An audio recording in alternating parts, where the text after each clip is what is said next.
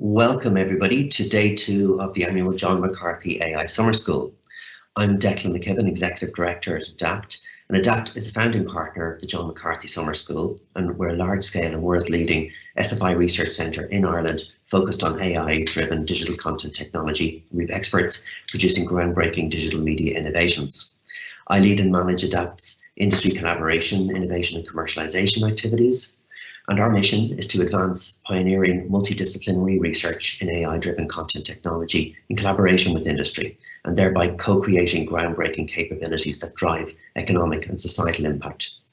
So yesterday, we deep dived into some of the cutting-edge research in the AI for wellness space. We heard from ADAPT researcher Professor Conor McGinn, Dr. Heidi Christensen from the University of Sheffield, Dr. Morten Goodwin from the University of Agder, Norway, and finally, Dr. Lydia Kostopoulos. And each speaker shared their research and their knowledge and their expertise with us, and we had some lively debates in the breakout session. So I'm happy to announce that the ADAPT Centre has created the AI Community Club. It's a platform designed to bring AI enthusiasts, researchers and leaders together virtually to boost collective innovation. The AI Community Club provides a central location for the numerous communities and initiatives that exist to explore the topic of artificial intelligence. The new platform is looking to support the growing community of AI followers by providing a single location for people to engage at any time. In addition to being a reference point for the whole community, we also aim to consolidate the flourishing AI ecosystem across the island of Ireland. The ADAPT Centre hopes that the initiative will help foster innovation by allowing members to create multiple discussions and benefit from the expertise of others. The initial pilot can be found here, so interested parties are welcome to join the AI Community Club to help shape this virtual space, and any existing communities are obviously welcome and encouraged to connect in. So to join the community, simply scan this QR code which is on the screen right now. So today we're in for a treat. You'll hear how AI is being applied right now in the wellness space. We're going to have lots of time for QA built into the schedule, so be sure to get your questions into the QA throughout the presentation. That's in the top right-hand corner of the screen. So I think, yeah, there we go. This is the schedule slide. So if you get lost or if you have tech issues, just hit us up in the chat and Kerry will be right there with you. So all this morning's speakers will then join me for a chat at the end of the main speaking slots. And we'll have an opportunity to talk about future trends and technologies and insights and to answer any of the questions that come up in the comments. So this morning, we're joined by the ADAPT Centre researchers at DCU, Senior Research Fellow Dr. Jamie McGann and Associate Professor Dr. Johan Isertel. So Jamie and Johan are co-founders of a really cool startup called Move Ahead. And I'm not just saying that because they're my colleagues in ADAPT. Move Ahead is helping children learn to move and move to learn. So following that, then we're joined by Lara Kelly from Health Beacon, and finally, then for this early session, we have Dr. Alison Darcy. Alison is the president and founder of Wobot, and it's an amazing innovation in the digital therapeutic space. After the first discussion block at 10:15, we'll share 2 links in the chat to the first ever research colloquium at the John McCarthy AI Summer School. And you can choose then whether to join the research colloquium track that you're most interested in. So the first one is cutting edge research led by industry, focusing on the future of AI for health and wellness in industry in the short and medium and longer term. So really great range of speakers here. John O'Donoghue from Dell, John Anthony from ADAPT Technology Partners, Graham Bateson is Global Director of Platform Development at McKesson, and also Chief Eugene O'Connor, Chief Medical Officer of Altada. And that session is facilitated by Dr. Sean McSweeney, who's head of the Department of Computer Science at MTU. Or you could join the other research colloquium, which is cutting edge research led by academia. And this is facilitated by my ADAPT Centre colleague, Dr. Haitham Afley, who's a lecturer in AI in MTU. Also joining him is Dr. Andrew Shields. He's a lecturer and principal investigator in MTU. And the third person there is Dr. Bruno Andrade, who'll share his research in microbiome health and data science, looking at current applications and future prospects for that technology. We'll then have a short coffee break at 10:15 before meeting back at 10:30, or sorry, 11:30. So break from 11:15 until 11:30 to hear about how AI is helping the visually impaired enjoy an immersive experience on match day, and also other topics like digital health solutions and how they're improving health and productivity and wellness. But first up on the stage this morning, I'd like to welcome Dr. Jamie McGann and Dr. Johan Issertel, talking about real-life application of AI with their exciting technology, Spin Out, Move Ahead. Over to you, Jamie and Johan. Hi, everybody. Thank you for this.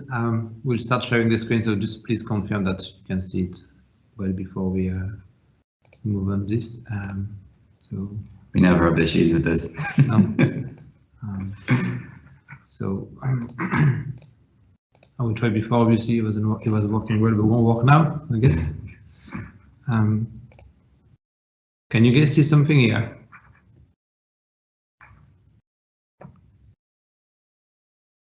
No. Declan, can you see the presentation? Yes, I can see a split screen view on the left and probably the main RDI big screen on the right hand side. Okay, something's painting in now, I think. I'm still not seeing it. I wonder, are you sharing the right screen, guys? Yeah, maybe I just need to X this. I think it's easier. There you go. So that should work now. So, do you have it open and like? Yeah, sure, it's just here. It doesn't see when that stuff is not minimized for some reason.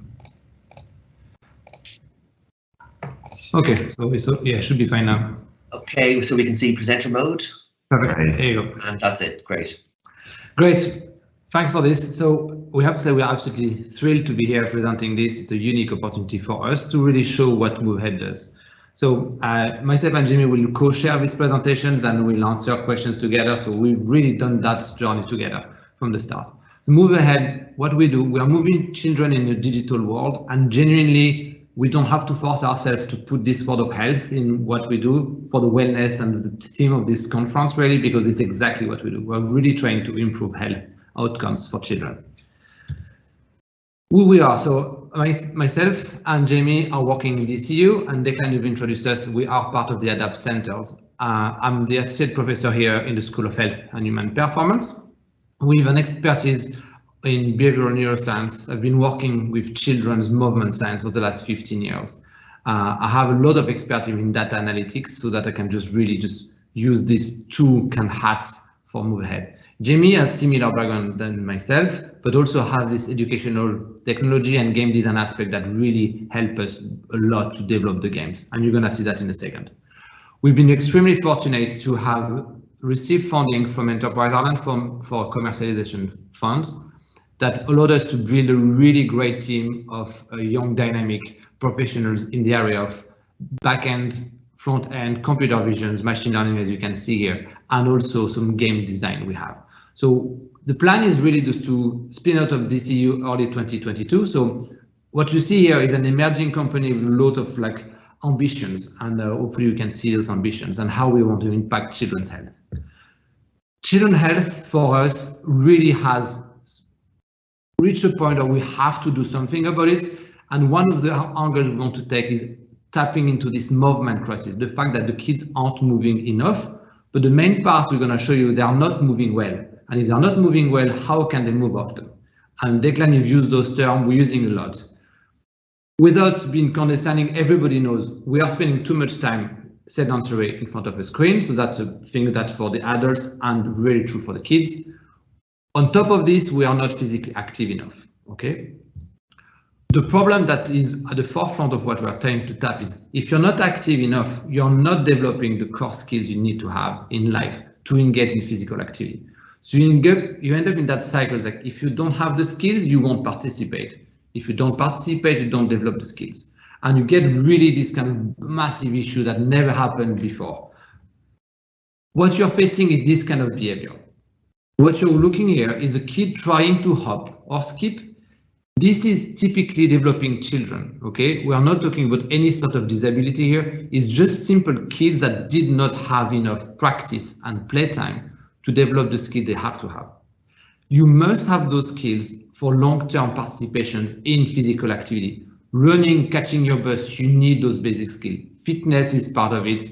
But on top of this, if you're not doing those movements, the core thing that comes up is your lack of confidence in engaging in physical activity. So not only you don't have the competence, but you don't have the confidence.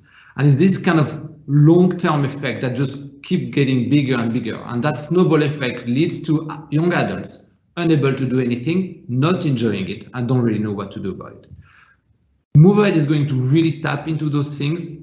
Those poor movement skills, we can address them while considering that this screen time is present in our daily life. And we're going to show you that in a second. What we want to avoid with MoveAhead is this long-lasting avoidance of physical activity. We need to be innovative in the way we approach these aspects, and we're going to show you how it works. As facts, screen time in 2020 was 3 hours a day. And we knew at the time, which is now more than a decade ago, that 80% of children were not active enough. The health guidelines ask us, and the WHO is backing up on this, 1 hour of moderate to vigorous activities every day. So in 2010, this 80% of children were not doing it. Try to see the kind of this intersection colors here, that's where MoveAhead is going to tap. What's happening in 2020, and we can blame the pandemic, but that would be too easy. It's actually not the pandemic. This screen time has increased a lot. In 2020, research showed that there's more than 6 hours a day where kids are spending doing screen time. And we know from a parent's perspective, there's negative perceptions in having your kid sitting in front of that screen. The parental guilt is there and we can address it, but the health guidelines on top of this are telling us we have to do something. There is consequences for kids' health. The worst part of this, not only the kids are sitting there, but they keep flicking from for games to next game to next game because there's really no retention, because there's no fun. And we know the kids, they are active and wild and the way we like them to be. Just go and run. And sometimes it's nice not to run, but what we are proposing to do is this in between. Can you be active and still do the screen time you love? So this intersection here is what we call active screen time. And this active screen time is crucial in that sense that this segment is increasing a lot. And you can tell that there's loads and loads of companies that are trying to do these things, but that we don't think they're doing it the right way. So the market bestseller, and you can see that Jamie when he's jumping in a second, will show you that there is a lot of appetite for kids in those really successful apps to be active while using their screen. Yeah, and if we look at that crucial intersection, what we're just trying to point out is that active screen time actually has real unfulfilled potential. So if we think about the first generation, what we like to consider as the first generation of active screen time, the Kinect and Wii were best-selling games. They were best-selling, fastest-selling consoles, and I think every house in the country and around the world had some kind of Wii. And essentially, we then moved on and progressed to mobile applications where we're looking at Pokemon Go, and kids are active and out and about with their Pokemon Go application. And even when we look at the likes of TikTok and Snapchat, we see elements of body tracking there too. So it's no coincidence then that both of these generations are market bestsellers, so best-selling apps, best-selling games, and they have that movement or that active component. What we like to point out here is that, they can't track kids' movement and they can't understand their level. So if you can't track the child and you can't understand the level, the next thing that occurs is that we can't up the experience. And that's essentially referring to the challenge level. And so that's really important for children to challenge them at their own level. So it's never too hard and it's never too easy. And when we can't up that experience, or it's a one-size-fits-all approach, essentially what happens is that children particularly, and adults, but children particularly, get bored. So what's needed for these next generation movement apps for kids particularly? Well, there's two core things that MoveAhead point out, and that's children's or kids movement data, and also that kids movement science. So both equally important here. And this video will, I guess, pretty much show you that and why that's the case. So I'm just going to show this here. I want you just to have a look at that and have a think about what you think is going on. But you can automatically tell that that's a child. It's not an adult. It's clear that that's a child because different children have different coordination skills, they have different body proportions, and it stands out to you automatically. So what I want you to do now in terms of the science behind it is I want you to think, is that good? On a scale of 1 to 100, where would you place it? And I also want you to think about what movement skill is that child trying to do? And so that's the issue when we look at this kind of data, or we look at kids' movement through the lens of adults' data, because first of all, adults don't move like that. Adults won't necessarily perform those skills. So how can we understand the level that that child is at in order to up the experience for that child? And the answer is we can't.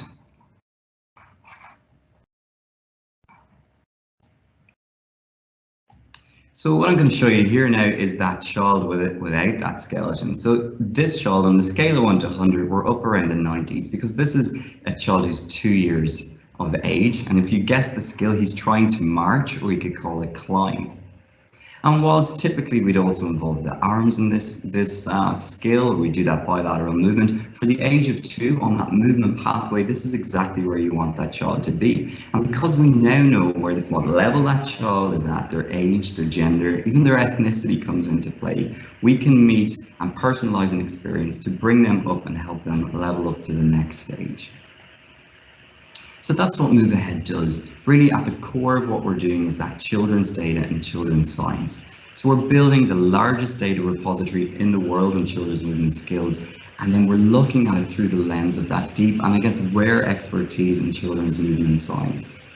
And with that then we're building a children's movement platform. So it's an SDK and an API that's specifically built for children's movement, and we think it's the first time that that's been done. And what we do with that movement platform is we allow third-party developers to come along and plug in to integrate movement into their games and applications. And we're talking things like kids play, kids games, we're talking sports, even smart toys, smart TV elements in there too.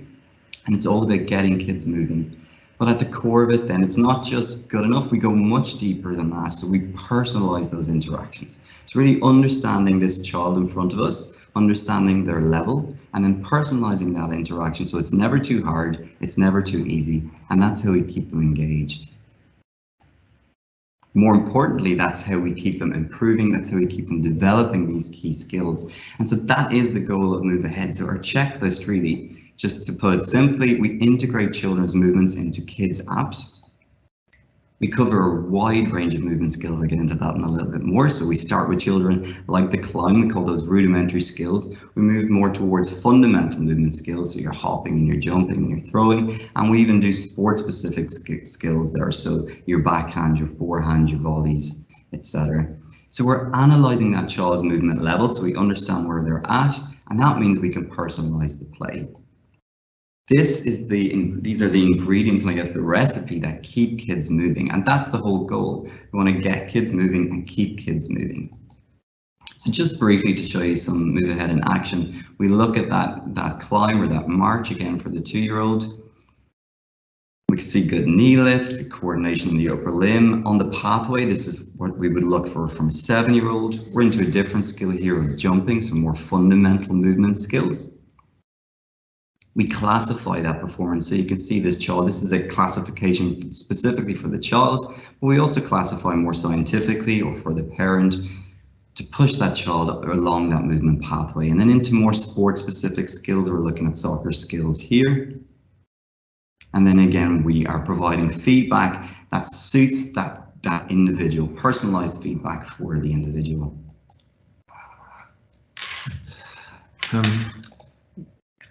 When we're trying to wrap up what we've presented today so far, is you can see there is a lot of data that is part of what we do and a lot of science. And I think Jamie used 2 seconds ago the term recipe, and I think it's exactly what we think it's unique of what we do. We've developed this framework called Pacman, which have all the principles and conditions for motor skill acquisition. We've developed these frameworks and we married it with game design. That means we know the science, we know where the kids should be going and how we guide them there. So we know the amount, the type, and the delivery of core principles. Practice is how we do this. We know how to bring the timers in place, the levels to offer for the kids, so it's never too hard, never too easy. The type of feedback, every kid did need something different depending on their age, their ability, their motivations. We know how to do that. The games we developed and the video you've seen just before has those kind of core elements embedded in the background. The kids obviously don't see those things, but we know what to tell them. We said earlier on, kids get bored on classic app. We believe with Move Ahead, they won't get bored for those reasons, because its core scientific principles are out there and the recipe is there.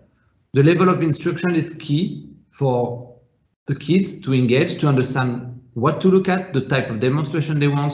Do they want to see them playing, or do they prefer to see a crocodile imitating their motions? We know all those aspects depending on their age.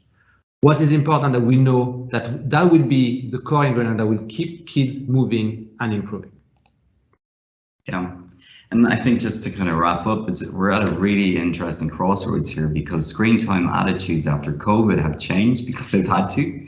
We've had forced adoption, and I think particularly from the parental guilt side, we've had policymakers, tell us to bring screens to children because we've had no other choice, and we've seen advantages of screen time that we haven't considered before. So we know children were in school on Zoom, they were taking classes on Zoom, they were socializing, things like Roblox. I know my mum, who's 68, was meeting my nephew most evenings on Roblox to build a restaurant. But that was really important during COVID to keep people connected.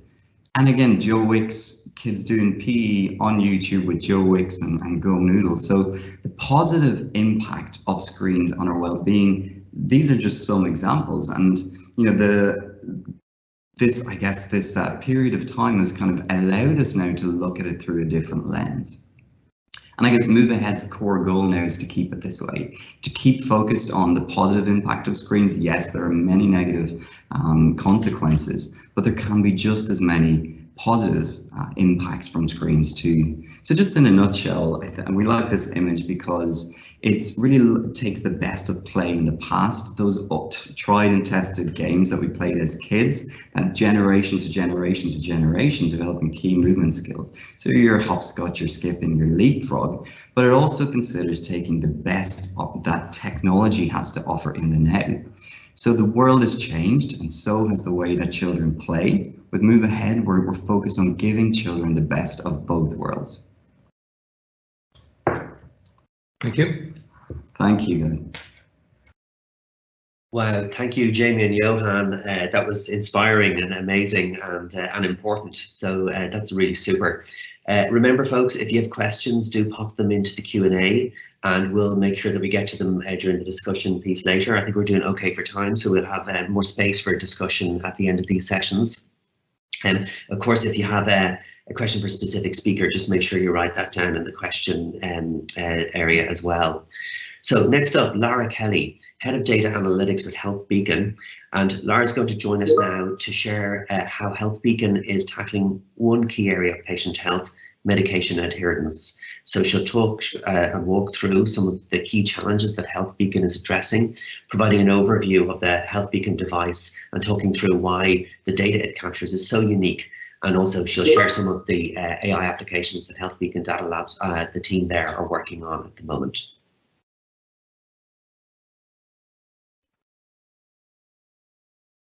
Great, thanks, Declan. Sure. Hopefully you're able to see me, and I'll just share my screen now.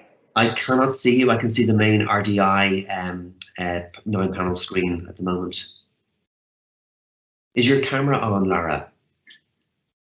Yes, yes, Here it we is. go. Okay, looking good. So let's try that presentation.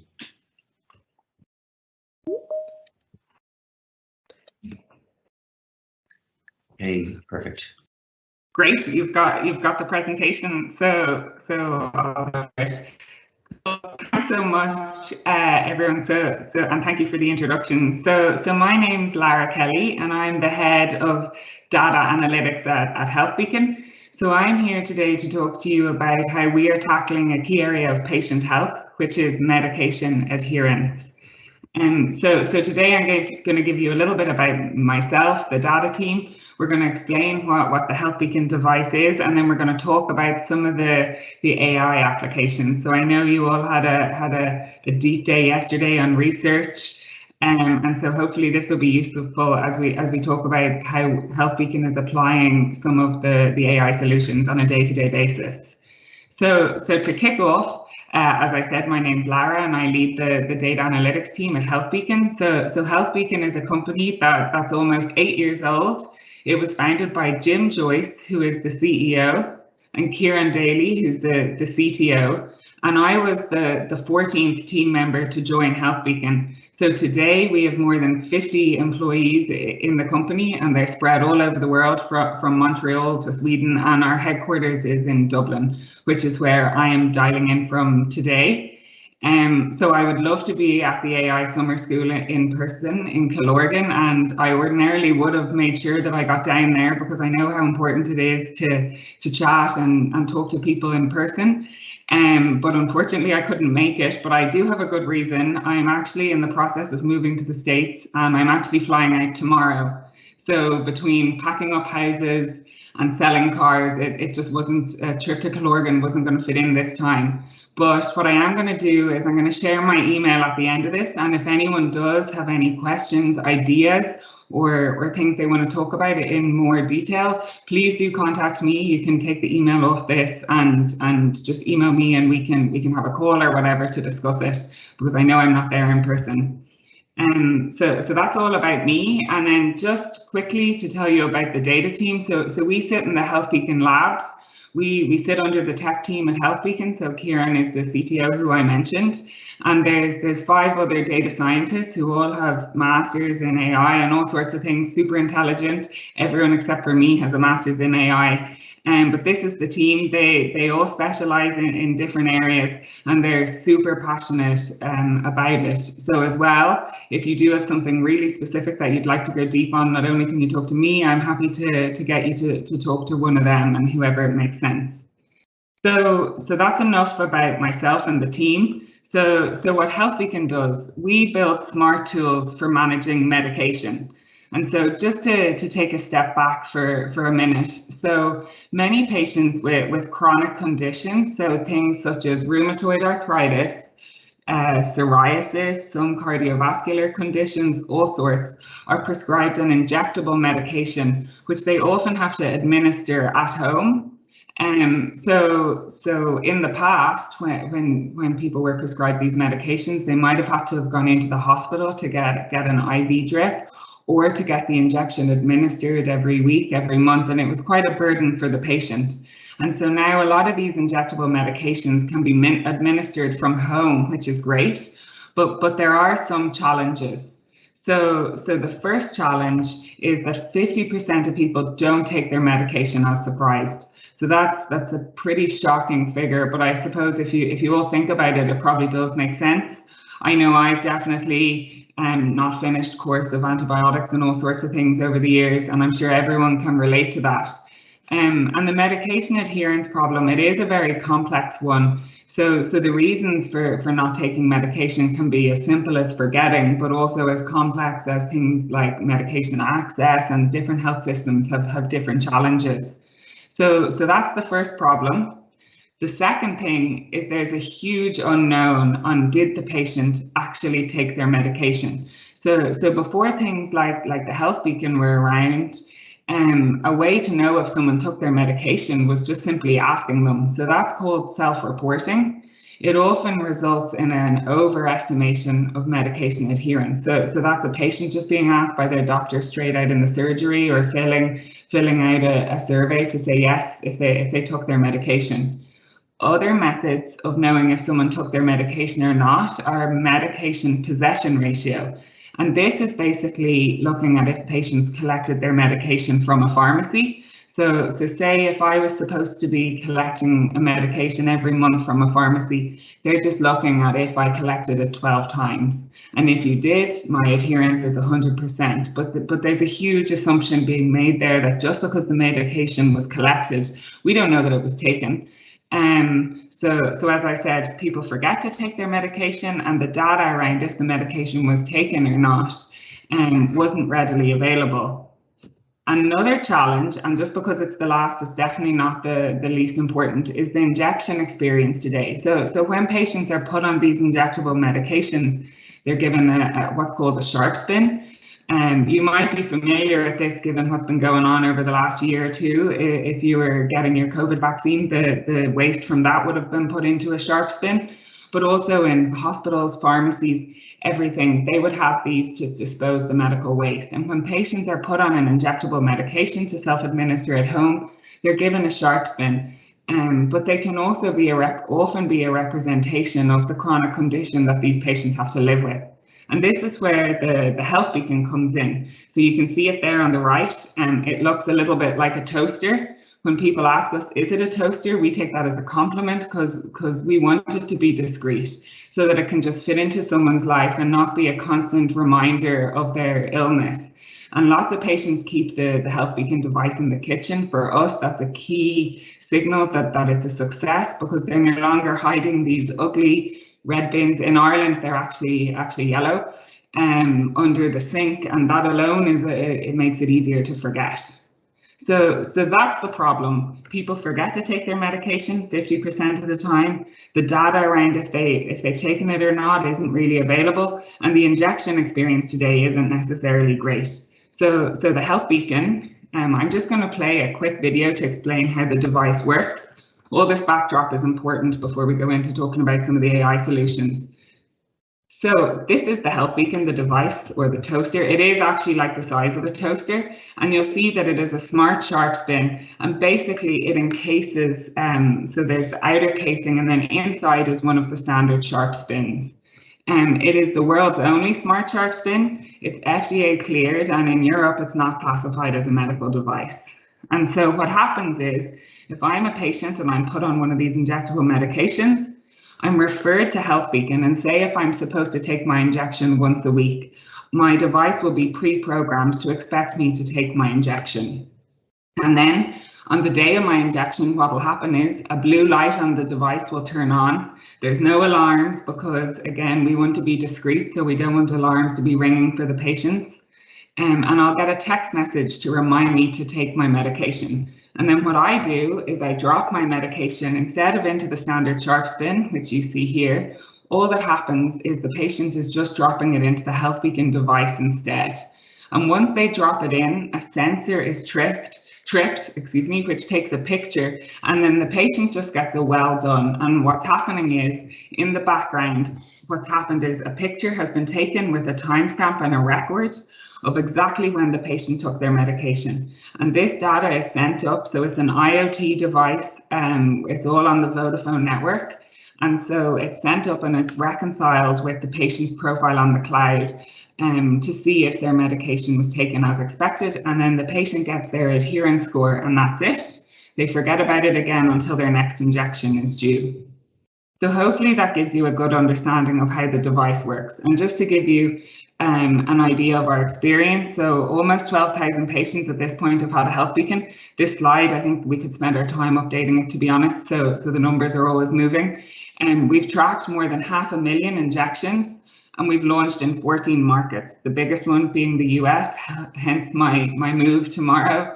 And some of the ones that I think are probably more exotic, I think South Africa is a cool one that I always think, especially because a lot of people would have assumed we'd have challenges with connectivity and everything, but it was actually a success. And it's across 7 therapeutic areas. So that's everything from respiratory conditions like asthma to neurological conditions like migraines or multiple sclerosis. And so the last piece is that the Health Beacon, how I see it, is like the key to capture the data, but there's a whole service around it, which is called the Health Beacon ICMS. And this is the Injection Care Management System. So there's also a companion app, which is what the patients get, and they get a full record of all their injections. And it's also a place where they can be contacted and intervened with. There's data-driven support from our customer support team. There's waste management, and then there's insights and analytics. And underpinning all of this is some of the Health Beacon AI solutions that we're working on. There's so many solutions, and the stage the company is at right now, a lot of it is about choosing the priorities to focus on. Lots of opportunities, but we just have to be pretty ruthless about the areas that we focus on. And so one that I'm going to go back to today is image classification. So as I said, when the patients drop their injection into the device, it takes a picture. Hopefully you can see it there. There's a little flash. And that's key. So when we're launching programs, what happens is we know the drug that we're launching with, and in advance of launching, we train our models on pictures of the drug so that it knows what to expect. And so then when I go to drop my medication into the device, it looks at it, it looks at the picture, and it classifies it. And if it's not what expected, it is flagged for review. And so this used to be, when we first launched and we had one client and one drug, this problem was quite straightforward. But as we're scaling and growing, there's lots of drugs, and the problem is just getting more and more complicated. So some of the challenges that we're facing are, first of all, there's multiple different injection devices on the market. So there's things like pens, there's syringes, there's vials, there's everything you can think of. So that's one of the challenges that we're dealing with. Another challenge is that when a patient, say if I'm the patient, when they drop their injection into the device, it's not just about saying we expected an orange, this is an orange. If it's not that, we also want to be able to say what we think it is, which is really important. But it's actually not really a matter of comparing apples and oranges, because the devices can look really, really similar. So it's more a matter of comparing things like a Granny Smith to a pink lady. So it can be a bit challenging for us, if you imagine, when we're trying to train the image recognition models and we're adding more and more use cases and examples to it, the model can just start to get confused. The other challenge is the image quality. So this is just a pen, but these are the pictures we're dealing with. So this is the inside of the device. It's just one of our HelpBeacon pens. And this is actually a picture from our next generation device. The older device, the image quality wasn't as good. And things like the ambient light can cause an issue. So while we're so proud when patients are keeping their HelpBeacon devices on kitchen counters, that actually creates an issue for the images, because lots of kitchen counters have those lights around them, which can be really bright and can then impact the quality of the picture. But as we're learning, we're improving. But of course, we can't just put an iPhone standard camera into the device, because that has all sorts of impacts on cost. So it's a delicate balance. But this is where, I know this slide looks a bit nuts, but this is where our multiple object detection model solution comes in. And to be honest, it's actually more about the architecture behind it than the individual models, which makes it really, really smart. But how it works is we have a blue sky model, which is where all of our injections, all the injections that we work with, it's exposed to them and it's trained on them. And when Lara drops an orange into the HelpBeacon, if it can classify it and it's confident, so we set really, really high confidence values of more than 95% just because of the area we're working in, it's quite important. And if it's confident that it is an orange, it then checks what we were expecting. And if it says, I'm 95% sure this is an orange and we were expecting an orange from Lara, great, it classifies it. But where it gets more complicated is if the confidence is, if it's not so sure, it sends it down to the next level. And that's where it goes into max voting. And so all the models are carefully architected to ensure that they're only exposed to certain drug devices, but not all of them. And this is where the ones that look similar aren't necessarily present in all of the models. And then again, it classifies it. And then the last step, if it still can't classify it, which is usually between 5 to 10% of the pictures, it goes to our customer support team. And that's usually for two reasons. Maybe it's a device that our model has never been exposed to, or it's just something unusual is going on. And that's where the patient comes in and they're contacted to see if everything is okay. So that's one of the solutions that's up and running and we're using today. Another area that I always think that is pretty cool that we're working on, if you think about where I started this presentation, where we didn't actually know if people were taking their medication before to where we are now. Now, because we've tracked more than 500,000 injections, we're actually starting to predict if the patient's going to take their next injection. And why does that matter? It moves us from the state of being reactive to proactive. So we can actually predict if someone's going to take their next injection. So actually just to visualize this, because sometimes it can be hard to explain. So when we started to rank all the different features that could be fed into our model, what kept coming out on top is that the injection behavior from the patient, or the drop data, which is each of these green little dots on the screen, is the most highly ranked feature. And so this is obviously a simplified version, but just to give you an idea, if we have a patient who's supposed to drop their injection every day at 9 o'clock, and they always do, that's a very steady patient. So they're in one category. There could be a patient that changes their behavior, maybe as you're preparing to go back to school or during the summer holidays, and we can detect that and tailor our interventions. And then there's also the irregular behavior, which is usually the non-adherent behavior patients who need the most support.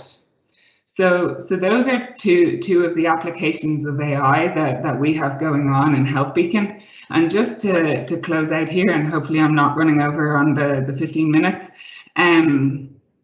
what we say in Health Beacon when we're explaining what we do is that we have tech plus touch. So the Health Beacon is the tech, and our customer support team is the touch.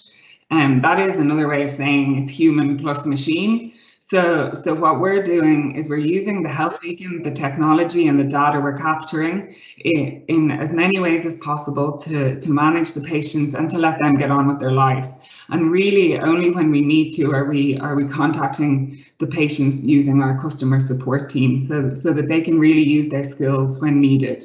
And all of this leads to the patient remembering to take their medication, hopefully getting better, feeling better, and spending less time in hospital. But most importantly, with a chronic condition, you live with a chronic condition, so they're actually able to get on with their lives and not worry about their medication. So that's it from me. My email is there at the bottom. Please do contact me if you have any questions. And I think that's it for now. Great, thank you, Lara. That was really interesting. A lovely combination of IoT and computer vision and personalization technology and research, but for positive impact and positive patient health outcomes. So it's a great story. And best of luck for your relocation to the US. So now I'd like to welcome Dr. Alison Darcy to the stage. Alison is the founder and president of Wobot Labs. Wobot builds products that are designed to bring quality mental health care to all. Yesterday, you would have heard Lydia Kostopoulos had high praise for Wobot.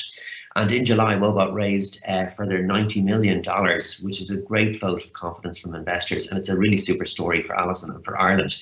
So Dr. Alison Darcy, you're very welcome to the John McCarthy AI Summer School. And you're on mute. Yeah. Thank you very much. I wonder, am I the first person to do that?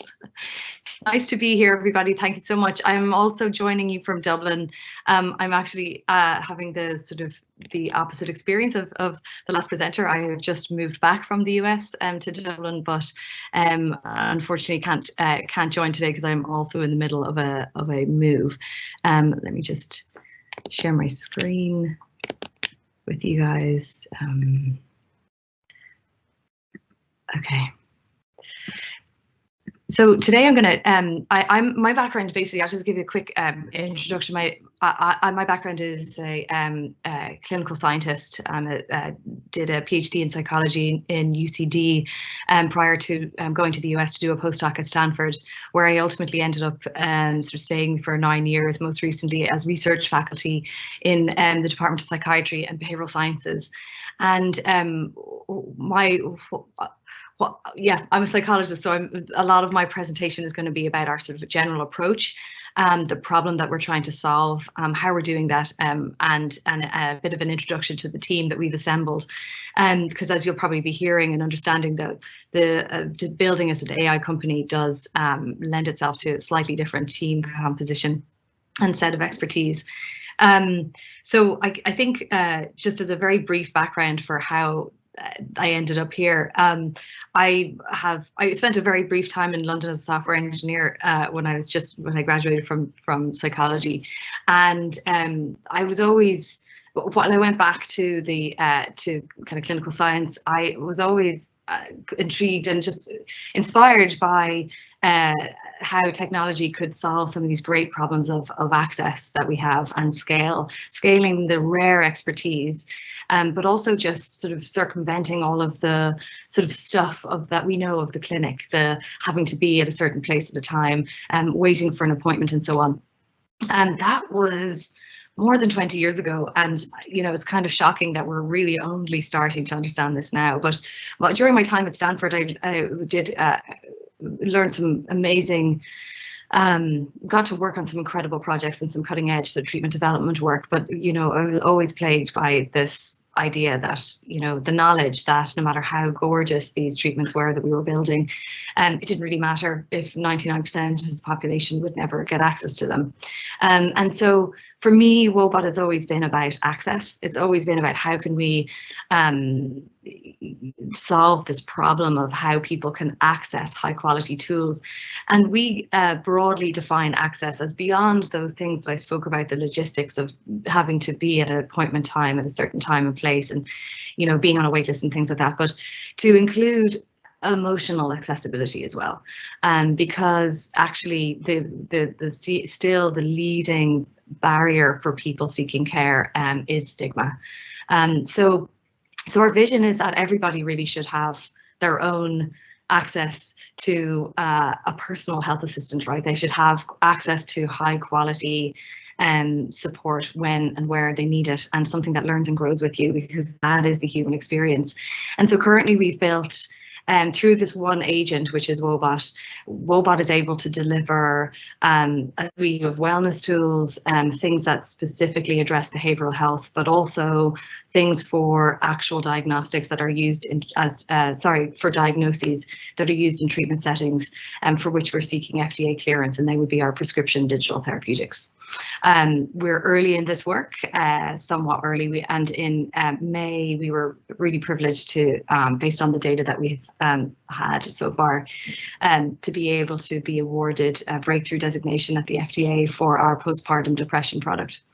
But I think the breakthrough that we really had is that we've created a conversational agent that is capable of forming a therapeutic bond with users, because of course that is a mechanism in and of itself in healthcare, in mental health care in particular. So let me share a little bit about the problem that we're solving.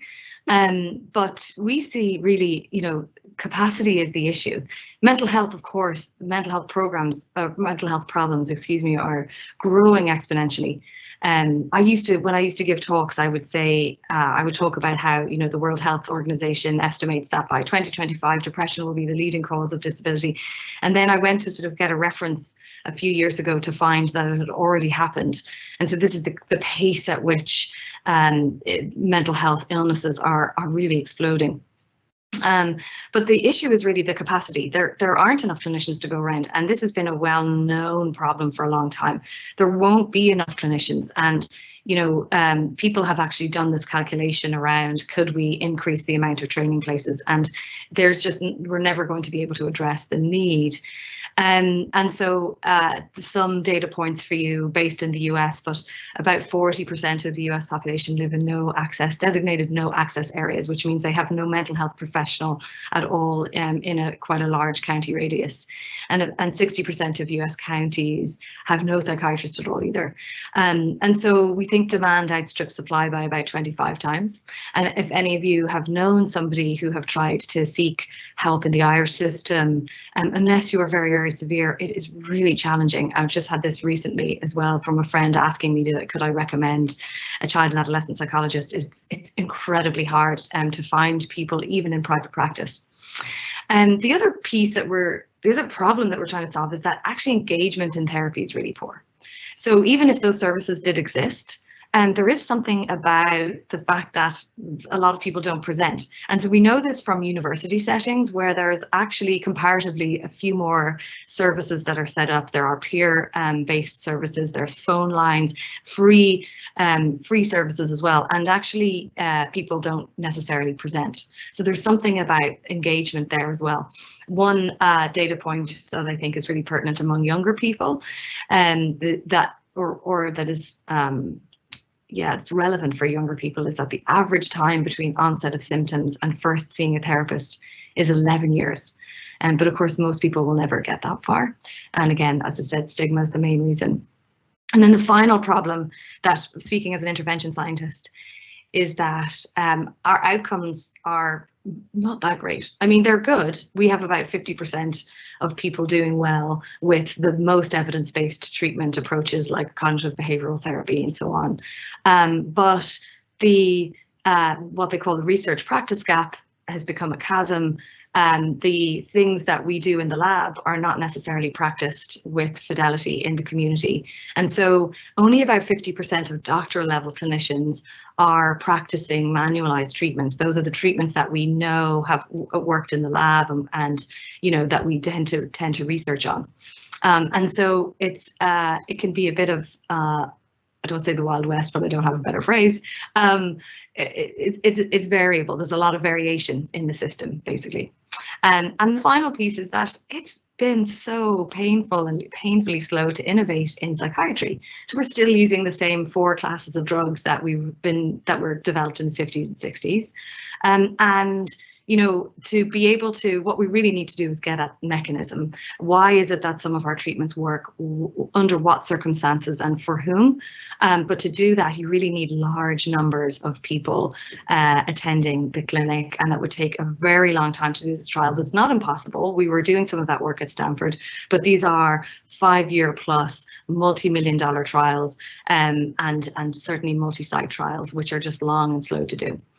So we think the way to address this immediately, to tackle some of these problems, is actually to be 100%, to build something that's 100% automated.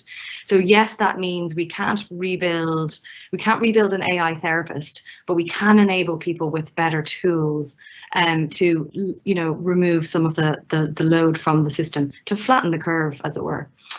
So to give you a sense of some of the scale that we have at the moment, Wobot is exchanging about 5 million messages a week at this point. And what's interesting is that Wobot can deliver like the same techniques from some of these best, most evidence-based approaches we have: cognitive behavioral therapy, dialectical behavioral therapy, interpersonal therapy, in the same way again and again, right? Because it is automated, because it is software.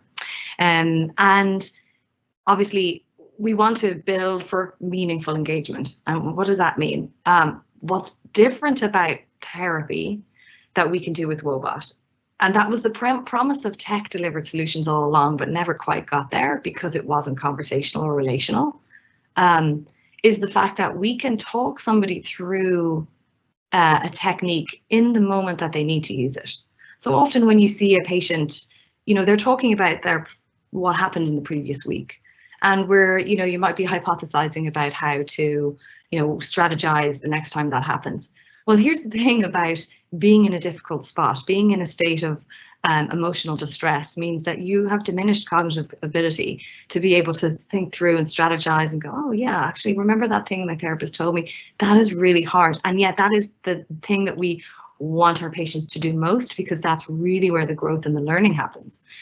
So when you have something that's very easy to reach out to, that's just a conversation, you have this opportunity to help somebody feel better and use those techniques in the moment that they need them most. So that's what we mean by meaningful engagement. And it is interesting that almost 80% of all of the conversations people have with Wobot happen outside of clinical hours. And this also varies according to the diagnostic vertical. So for postpartum depression, 80% of those conversations are happening between 10 p.m. and 5 a.m., which is quite amazing, but not if you've had a child and you've been up in the middle of the night with them and you're alone and then you realize, yeah, that makes sense.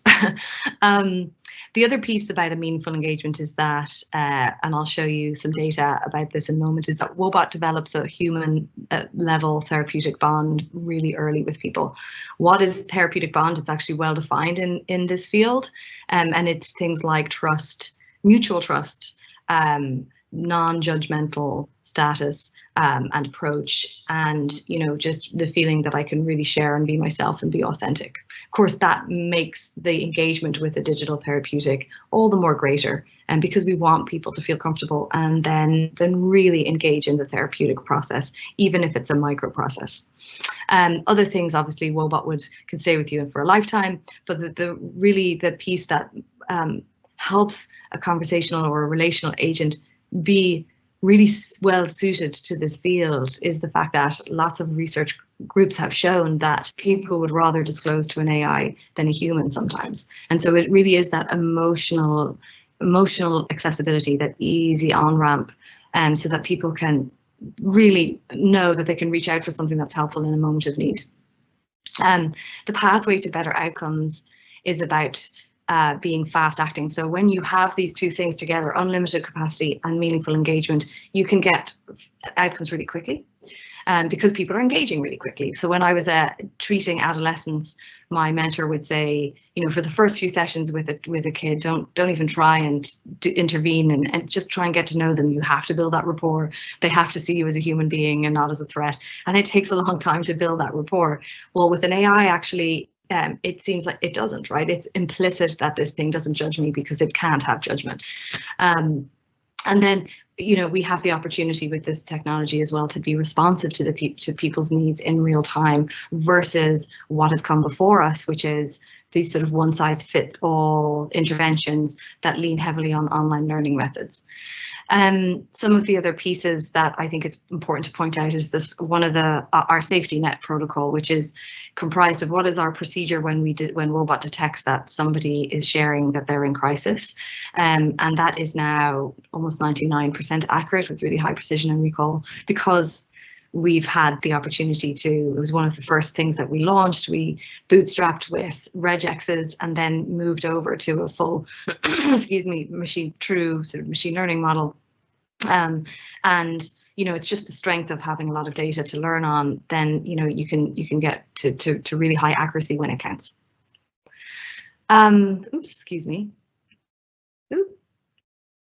So this is we've built Wobot into a sort of what started as this single intervention for people with symptoms of depression and anxiety is kind of built into more of a platform that is able to target specific illness mechanism, drawing from these different therapeutic approaches, both cognitive behavioral therapy, again, dialectical behavioral therapy and interpersonal therapy, depending on the presenting problem. So for example, if somebody's grieving, Wobot will then invite the user to go through a process from interpersonal therapy, where we invite people to process the loss, talk about the person, and so on. And that's not a moment, for example, where you would invite someone to challenge whether their thinking is distorted, and that's not appropriate, right? Whereas that would be appropriate for if somebody was dealing with anxiety, for example. So our ability to be responsive is really how Wobot understands a state and training level input and responds appropriately, both in the moment and then seeing shifts over time in that individual. And then, of course, the other piece that we build for is Wobot being related. And so I've spoken about this a little bit, but removing barriers to disclosure by being super transparent, by being trustworthy, by demonstrating that you have deep knowledge of their lived experience, which has been really absent to date to previous behavioral health interventions. And why does it matter? This is a graph that shows from a recently published study on 36,000 of our users, where we administered a measure called the Working Alliance Inventory, and we found that Wobot could achieve a bond score very clearly in the human range when we the sort of non-inferior to other published studies of therapist delivered interventions across modalities like individual CBT, group CBT, and so on. As you see, Wobot's very much clear. It's clearly scoring in the human range. But what's interesting is that we took the measure within the first 3 to 5 days after an initial conversation, which is much earlier than what you see from the traditional human delivered modalities, which were all between 2 and 6 weeks. And then it doesn't appear to erode over time as well. So we took another measure at 8 weeks, and it's almost exactly the same. And why does that matter? Well, it is about these outcomes. I want to look at a clock, but I don't have one because it's in a box somewhere. So I'm going to just keep going quickly. But these are some early data points that we have. On the left-hand side is from our first randomized control trial that we effectively launched the company with in 2017, showing that among people aged 18 to 28, it's a young adult sample, we saw those that spoke to Wobot had a significant, meaningful reduction in depression in 2 weeks compared to a control group who had just psychoeducation only. And what's meaningful about that is that, again, this 2-week time point is really, really early. So you wouldn't imagine in conventional treatment that you would get a shift like this in just 2 sessions. But it's also equivalent to the time frame. That's the absolute earliest that antidepressants begin to work. So it's significant because across problems and across modalities, early response to treatment is the most predictive of overall positive outcomes. So that's great. And the middle study is from another published RCT that we did. It was a feasibility study at Stanford, another Stanford-led study, but different group. And this was among postpartum women, showing that after 6 weeks, Wobot led to a 30% reduction in depression scores, even though they started off in the mild range. What was interesting about this study is that women, very few of these women were actually ill. They were doing pretty okay, and yet they still checked in every week, at least once or twice for 6-week periods. So there was really high acceptability, and this just seemed to be something that worked. Again, reference that waking up at 3 a.m. and there's no one else to talk to piece. And then the last graph on the right is a retrospective cohort study. So this is aggregate de-identified data from among adolescents, 12 to 19-year-olds, 3,400 of them, showing that among those who start off having moderate or severe level symptoms, after 4 weeks, they drop. 65% of them are dropping a full range at least. So they're going from the severe range to the moderate range, or the moderate range to the mild range. And as you can see, a lot of that change is driven in the first 2 weeks. And what I think is exciting about this is that, having come from child and adolescent psychiatry, where the median length of an intervention is 19 sessions, but only on average 3.4 are ever completed by people. It's really hard to get kids into the clinic. It's really disruptive for their life. And this was just a naturalistic look at who is on our platform, and 75% of these kids were still there at 4 weeks. Which is just, it's really positive. So a little bit on the team before we drop off. But so I founded the company, obviously, and but I was working with Andrew Ng, whose name you'll probably be familiar with, co-founded Coursera, co-founded the Google Brain project, and who's also an early investor in our company. But Andrew and I literally sat around my kitchen table in San Francisco and kind of bugged people on the street about if they would talk to us, and had a really good time. And I blame him for me starting the company, honestly. But I ran his health innovation lab at Stanford for a while before we decided to leave Stanford and create a company. Joe Gallagher, also just a superstar, and Galway and UIG alumnus, and also Trinity, and then went on to do postdocs at Stanford and Caltech, and then did the Insight program in the US to sort of repurpose skills for industry, and then went on to work in Beats Music and Reddit, and he ran and just all kinds of stuff, but really brilliant. So he runs our product team, which is sort of an unusual profile for a VP of product. And Casey Sackett, our CTO, has a background in math from MIT, and then also spent a while in some of the best psychology labs in the US, trying to see if you could quantify the field. And so you can see there's a pattern here. And then a former colleague of mine and friend, Athena Robinson, is our chief clinical officer. She was an associate professor at Stanford Psychiatry and joined. And then Monique Levy, her most recently ran strategy in Blackthorn Therapeutics, which is a data-driven sort of pharma company attempting to, again, tease apart mechanism using big data sets to figure out the next sort of generation of CNS medications. And then Michael Evers joined as our CEO just over a year ago, and just a fantastic guy. What I adore is his background, and so from our first conversation that we had talking about Patients Like Me, where he ran that company, which was also a data-driven company, learning a lot about people, and just, you know, just a ton of compassion about you know, how people really need to be connected in when they're in an illness state. So I'm going to leave it there. I have no idea how much time that took. I apologize. Hopefully I'm not over. Alison, I could listen to you for hours. That was amazing, really, truly inspiring. And we've plenty of time for a chat. And there's a lot to talk about. You know, there's a bunch of questions in the chat. I'll come to them in a minute. But kind of, I guess, selfishly, you know, ethics and private. What I'm interested in is the kind of ethics and privacy for all of these solutions. And maybe, Alison, since you were just talking, it's all kind of fresh in my head. And starting with you, you know, whether it's on the diagnostic side or deciding on the therapeutic or assessing the state of the user or the patient or the context for that, you know, clearly, you know, very important ethical issues to deal with there. Correct. Yeah, absolutely. I think, you know, as I said, like our primary sort of mechanism that we are building from is this state of working, what they call a working alliance.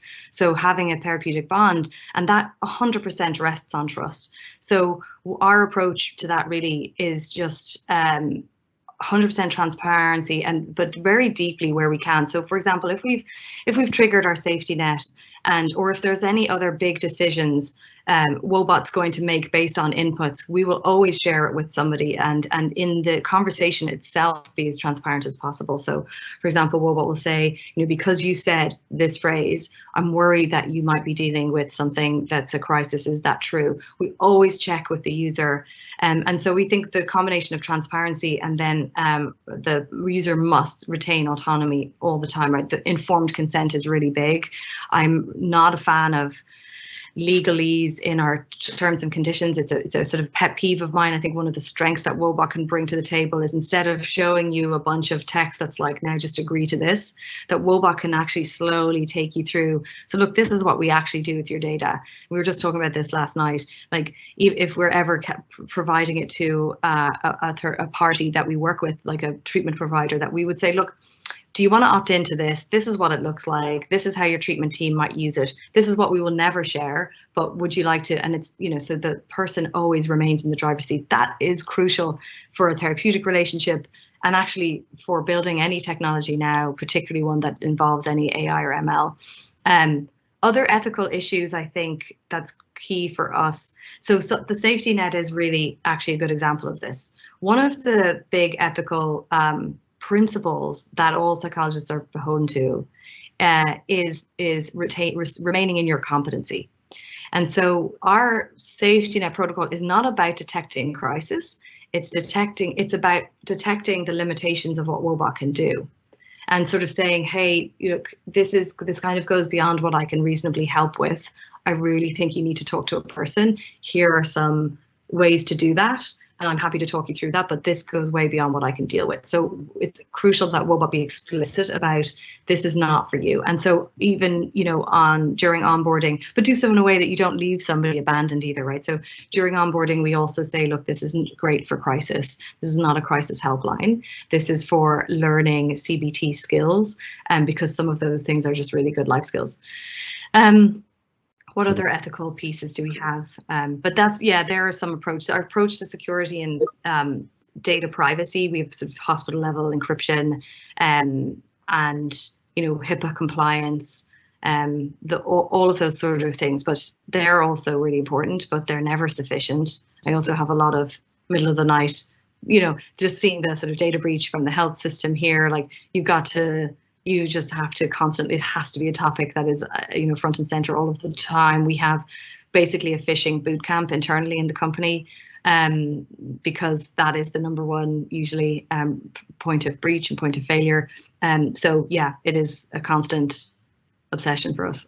Well, look, it's really encouraging, great to hear that. And I mean, I think the informed and meaningful consent piece is so relevant to kind of all digital services nowadays, and you guys are doing it really well, ensuring that that the user, that you're confident that the user does understand. Just maybe if I go to Jamie and Johan then, I mean, you're dealing with children's data, right? So presumably there's an additional sort of scrutiny on how you're handling that data and issues of ethics, of course, but privacy in particular. Yeah, and we took a privacy by design approach right from the start. Exactly like you said, Declan, this is kids, so it's so important to understand that. And I think what's unique about our solution and what's really important about our solution is that although it's computer vision, although we use the camera because the child is using their body as the controller, no images ever leave that device. That's not what we use. We don't use any of the visuals. We don't use any video out of that to extract. So we took that privacy by design approach at the start because that was the core part of the development at the beginning. Cool. And then like Lara, similarly, I'm not sure if yours is like an Edge AI device, but presumably you are recording the fact that somebody took something at a particular time. You're building up a model of the user. You were talking about really kind of moving to a more proactive, I guess, personalized type of service. So clearly that's a big burden for you as well, right? Yeah, absolutely. Like even just starting with the fact that there's a physical device sitting in the patient's home. So it's a little bit like Johan said, it's privacy by design. So if someone took that device, they'd never be able to trace it back to the patient. Everything is IDs and everything everything that's transferred to the cloud is encrypted. And then, as you said, yes, we are building up profiles of patients. We know their age, their gender, where they live, their indication. So there is a burden on us. But everything that we're doing in the space of AI, the image, you can't trace it to the patient. You saw a sample of the image. You can never see the patient in the picture or anything. And then also all of the data we're using, it's anonymized and aggregated, and it's a very limited team who'd ever have access to the personal information. Okay. Several questions have come in, and hopefully we'll get to some of them.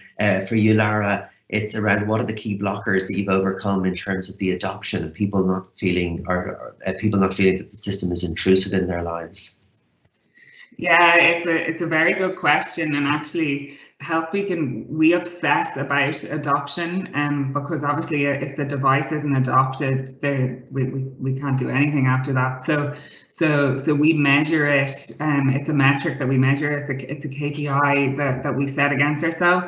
But I guess the first thing, the basic thing is that there is a need to have a sharp spin in the home. So if there wasn't the health beacon, they're going to have a sharp spin. So we've kind of encased our technology around a regulation, which straight away means someone needs somewhere to put their injection. So that's how it ensures that the device is adopted. And then in terms of when the patients are coming on to the program, we try to, the consent is in like patient language. It's clear, it's simple. We're not trying to confuse them. We tell them exactly what the device can do and doesn't do, so that the patients do adopt it. And of course, this is a new path that we're paving. So you can have patients who say, I don't like the idea of that. I don't want to use it. I feel like it's like surveillance, but it's actually quite rare, because I think especially after COVID, patients feel that someone is keeping an eye on them, and it actually makes them feel safe. And particularly, we often got challenged about older people, would they be able to use the device? And actually, they're some of our loyalist kind of health beacons, if you know what I mean, because I think it's just the security and the comfort it gives them outweighs the kind of some of the risks and concerns. And if someone doesn't want it, they return it and all their data is deleted, and we learn from that, right? Sure. So Lara, from older people then to the opposite end of the kind of spectrum, the younger people, Jamie and Johan, trust is clearly important, but is that more for the parents, or is it for the actual children themselves in terms of trusting the platform and engaging with it? And that's the thing with our system, because by the age of 12, the kids start making decisions in terms of apps they want to download. They'll fight more with their parents, but we are working really from like 3+. So the parents are the decision maker. So we need to reassure the parents about the whole ecosystem and how the data have been handled. I think 4 years ago, before you have all those like Snapchat and TikTok mania thing where everybody's recording everyone and sharing everything, it would have been a lot worse. Now is the time where everybody's starting to share those TikTok videos or Snapchat. So having the camera turned on is not as big of a deal, but I think we're still not changing what we want to do. Not only from a data perspective, uploading video is absolutely crazy, and we don't need to do that. So it's actually a good reason from a GDPR aspect or COPA compliance aspect not to upload the videos, and for the parents themselves just to know it's not happening is great. We don't need it to have our technology working well. So that's the best part here, I think. Cool. Okay, well, I've got tons more questions, but we're out of time. So I want to say a big thank you to Alison, to Lara, to Johan, and to Jamie. Now, as amazing and inspiring as engaging as this first session was, and I wish it was twice as long, I've loved it. Thank you guys for that. I've personally been looking really forward now to the next segment. This is the research colloquium. I'm torn between the research track and the academia track, so I'm going to have to choose one, not sure exactly which one yet, but I'll be able to catch up obviously with the other one later. So without further ado, and we're just at 10:15 now, I'd like to hand over to Dr. Breda O'Dwyer. Breda is Head of Seed and Senior Lecturer in Entrepreneurial Training and Practice at MTU, and she'll talk us through the research colloquium part of the schedule. Thank you, Declan. Welcome, everybody, and delighted to be here this morning to launch the research colloquium at the John McCarthy AI Summer School, which is being led in the colloquium from the MTU perspective. We will, going forward, have our residents in track as we announce our details in January of the call for next year. So in January 2022, the details will be made available for the call for papers and case studies, etc. for next year. But for this year, we're taking the opportunity to give you a snapshot as to how that might roll out as we move forward in 2022. Before I do so, I think it's just great again listening to Declan, as you rightly say, this morning that the talks have been really inspiring, and I think building even on yesterday again, where we heard the words from Morton Goodwin, who spoke of the younger age group again, who from a trust perspective were far more trusting of the robot. And they very much from a mental wellness state believed that was the way forward, and looking at that non-judgmental factor that Alison spoke of, and I guess the move towards 100 automated will be certainly something to look forward to. So great to see the build on coming forward, and we will again build on that in our own sessions here. So without further ado, right now I'd like to introduce to you our VP for Research and Development and External Engagement at MTU, Ms. Breda McGilligan. Breda.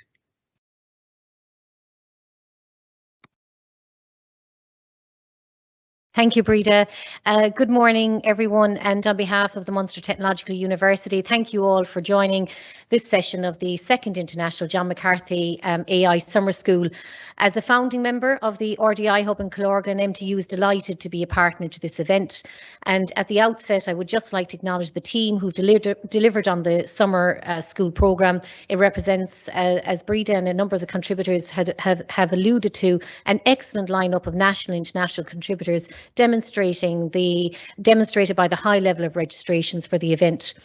The Research Colloquium Track 1 and 2 is an opportunity for delegates to hear firsthand details of the cutting-edge, industry-focused research currently being undertaken here at the Munster Technological University, Ireland's second technological university, and we're proud to say the first outside of Dublin. MTU was created through the merger of CIT and ITT in January of this year, and both former organisations have evolved with their own unique identities, brands and culture, underpinned by the excellence of our colleagues and respective institutional strategies.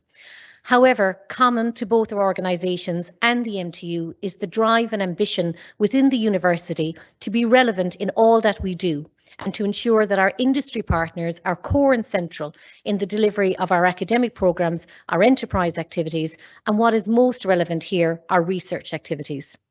Government have recognised the significant role IoTs and now technological universities play in the research ecosystem, allocating 90 million in 2020 through the Technological University Transformation Fund, a significant proportion of which has been allocated to enhance research capacity within the technological university sector. We're delighted to say that MTU was awarded 8.5 million of these funds, 25% of which we're reinvesting back into our research activity, building on the university's annual research spend of approximately 20 million per annum. Today, across the 6 campuses of the MTU, with over 2,000 colleagues, MTU is a leader in multidisciplinary, industry-focused research delivered across our 6 centres of research excellence. Shortly, you will hear from some of our industry partners, in addition to a number of my MTU colleagues, who truly demonstrate the excellence and commitment required from a university partner, as here in the MTU, we play our role in driving the economic and social development, not just of the southwest of Ireland, but nationally and internationally. I hope that you find the next hour thought-provoking, engaging and informative, and I wish you well for the remainder of today's event. Gurav Mila Mahagav Galer. Great, thank you, Brit. Having looked at the over-sky view, I guess, of our research landscape at MTU, I'd like to now invite Brian Cahill, who is the Nimbus Technology Gateway Manager at the Nimbus Research Centre at MTU, to give us both more detailed focus on what's happening at AI research here at MTU. Good morning, Brian. Good morning, everybody, and congratulations on a fantastic summer school. You know, this area is such a growth area for all the gateways around Ireland, and essentially we are very actively involved in numerous projects in this space. But a little bit about a general overview of what we do. So I'm a member of the Nimbus Research Centre, so a unique blend of engineers there. And artificial intelligence and data analytics is front and centre of the majority of the domains that we serve. So we do applied research and develop prototypes and innovation for industry. That's their bread and butter. And areas include, you know, healthcare, agriculture, finance, environmental and public services. We have access to state-of-the-art GPU technology and cloud facilities that allow development of complex models that require a lot of computing power. This also allows us to work with very large data sets to distill down items of interest for our customers, and data sets is something that we're always interested in getting our hands on. Solutions that we provide are based on a range of areas of expertise, including machine learning methods, neural network models, as well as the development of complex mathematical models. We have successfully developed projects in the area of time series forecasting, image anomaly detection, natural language processing, unwanted bias quantification, and product recommendation systems, among many others. Some of the key project examples: time series forecasting, so electricity price forecasting focused on Irish electricity prices. This solution is now being used in a commercial application, which is always great. Anomaly detection projects have ranged from gas sensor anomaly detection to prediction of failure of equipment from detailed signal analysis. Natural language processing. So algorithms have been developed to analyze the mood of large volumes of social media postings. So for example, instead of just detecting positive or negative moods, it could detect depression, anger, and other emotions. Then we have image analysis. So neural network models were developed to enable diagnosis of diabetic retinopathy for retina images. So that's just a flavour of what we do in the centre. And as such, we are also open and exposed to the research landscape, and at the moment we're currently rolling out the trial across 5 different countries with our Interreg ChatPal project, harvesting data in relation to the mental well-being of people in rural locations. So it's just a wide range of activities. So if you want more information, please consult the coordinators of the summer school, but we will be taking an active participation in this over the next number of years. Thanks very much. Brian, thank you very much indeed. Okay, so I think there's definitely a track record of AI-based research and opportunity to develop that further internationally as we move forward, as rightly said by both Reid and Brian there. So looking at I suppose the fact that we're very cognizant of the research, as everybody is here, that it moves from that very fundamental deep dive to research that has evolved even further and I guess more commercially ready. We, cognizant of that, have allowed the opportunity of 2 tracks here today. One which is looking at that research that is industry led, and other that is probably, I suppose, more of the earlier stages and more academic led. On that basis, there will be 2 breakout rooms available to you, and you can choose which one you'd like to join. One will be led by my colleague, Dr. Sean McSweeney, who is Head of Computing Science at MTU. And Sean will speak with a very interesting panel representative of Dell, the Adapt Technology Partners in the UK, McKesson and Altera. And that will look at what the future of AI for health and wellness is in the short, medium and long term. So that's going to be breakout room 1. And the other breakout room will look at the area which will be led by my colleague, Dr. Haitham Alfley. And Haitham is one of our key researchers at MTU and is also a senior lecturer with us, working across different areas and including AI, and working with the Adapt Centre here in Ireland on that basis. So with that session, there will be 2 presentations presented, facilitated by Haitham, and that will look at one which is given by Andrew Shields, a colleague here at MTU, and that's looking at the whole area of anomalies in data in the healthcare analytics space. And the other will be given to you by Bruno, who will look at the characteristics and association of microbiome data with host phenotypes using machine learning models. So again, two very interesting presentations given there. So one will look at the industry-led research and the other will look at the more academic-led research. So the choice is yours. As said by Declan, the opportunity will be available later on through the organisers of the John McCarthy AI Summer School at the RDI for you to listen into both. So don't feel you're going to lose out on either, because a lot to be offered in both. With that, I'm going to hand over to the organisers here, to Radine, and perhaps somebody can give the guidance as to how people can join the breakout rooms. Again, please look out for the detail in June. We will, in January 2022, when we will go live with a call for papers, and we very much look forward to welcoming people to share their papers and posters and case studies at this John McCarthy Summer School next year. Good morning, and we'll hand over now to the breakout rooms. Thank you.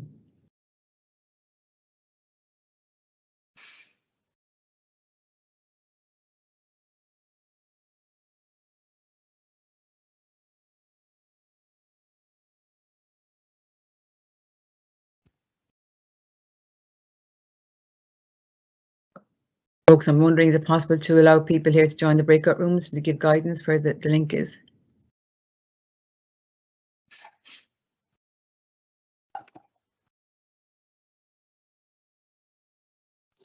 Rita, how are you? So everyone, that is in the chat now. So if anyone wants to go into either track 1 or track 2, check your chat up the top in your notifications, and there's 2 lanes, and it's up to you to choose which really interests you.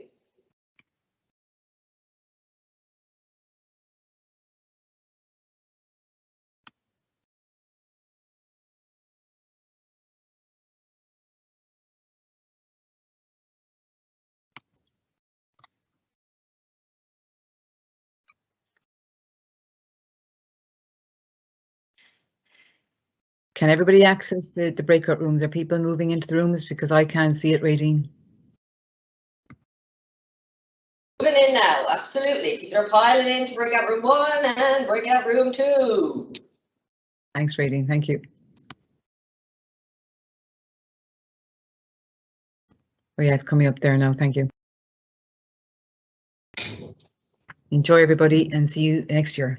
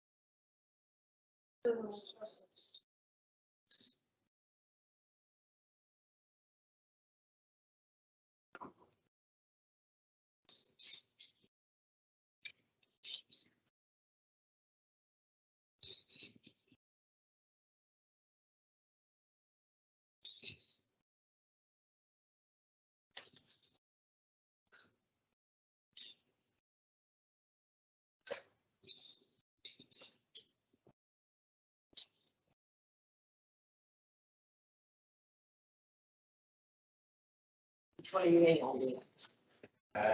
My team's doing this thing again. I think it's my laptop. It's won't let me connect it to, but I don't want to leave the main room. You're not connecting the points for that room. You're gathering the three points. By the main call.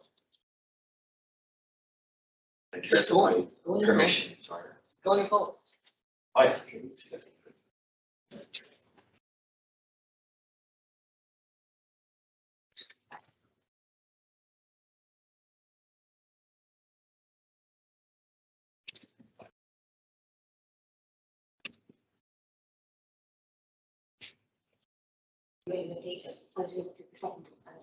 Yeah, that's why I'm sound.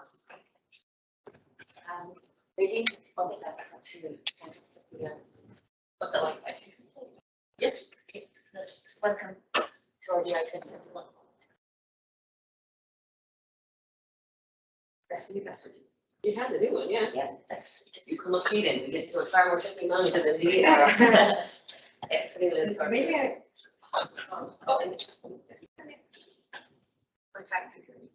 Yeah.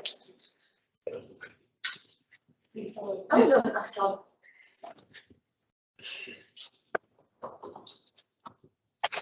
So yeah, I promised you a copy of it. Oh no, you want to? No, I had some water. I'm so sorry. No, just fix it. Don't be silly. Calm down. Whatever, you do much coffee. We all wired.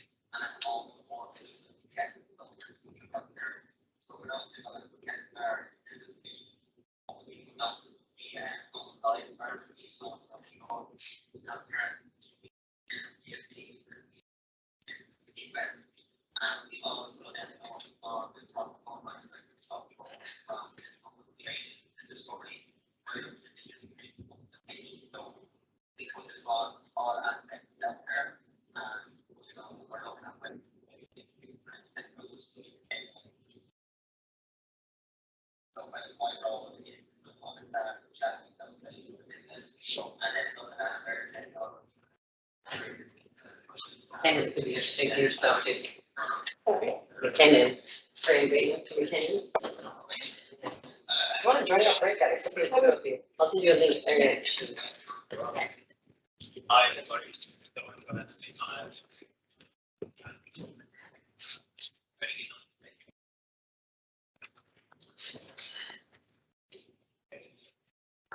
This day, my phone is software architecture. This might be interesting to you, right? So I'm the architect.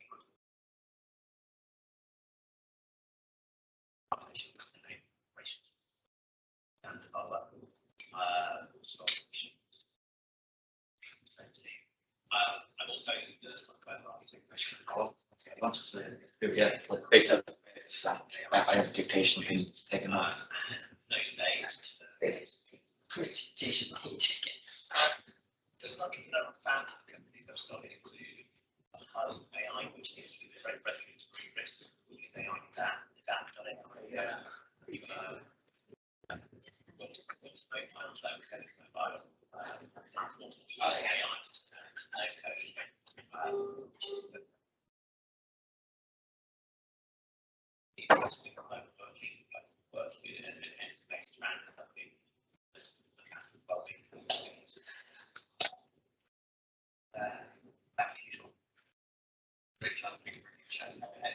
Everyone in this, regardless of someone you just talked to, is doing AI and wellness. John,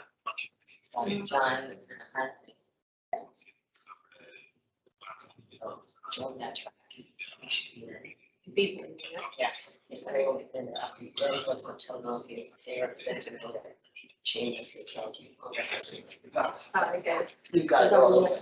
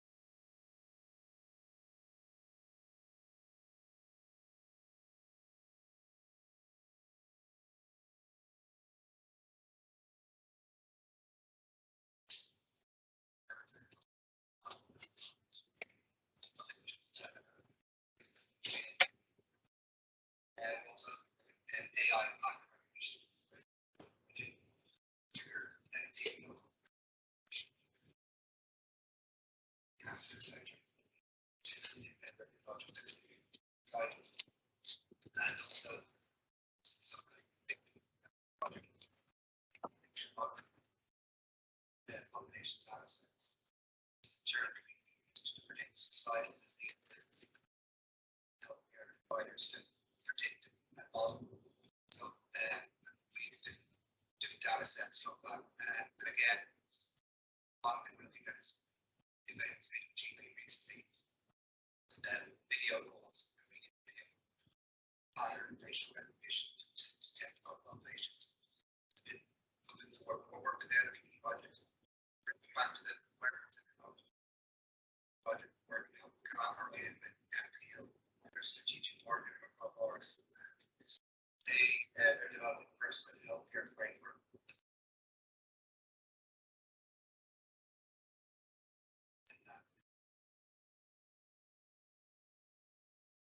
level, stress levels. These were the retained wearable devices and then fed back to getting inside advice to person in terms of health advice. And again, our analytics is to be fed back to the HR team. Umar, are you on the breakout session now? You should be. There's guys in here that you'll actually stop to. I'll get my laptop and shit. Log on your phone. I'm going to send it to you now, Umar.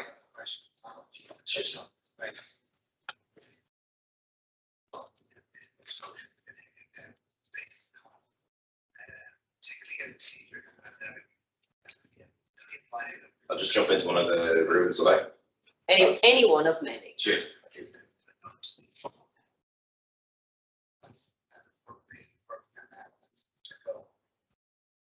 That's really interesting. It's very right in role solution thing, very much so. Yeah. Bring in, what are you seeing at the moment? Yeah, so as I said, yes, I'm about the life cycle. So if we look at the life cycle, So his husband's actually traveling down. His husband's enjoying time. Also, But he's arriving at 11:30 when me and Omar will be here live. it's fine, just throw them up. Yeah, that's grand. So I'll just get I'll email Lula to let him in. It's enough to. Yeah, and we'll just bring up an extra seat. Yeah.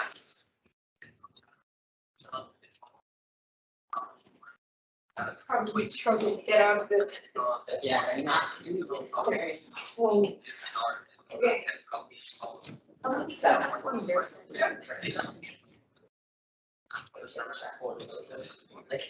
Track it's like John, like serious players. Oh, this is the Eugene from Alcala. Yeah.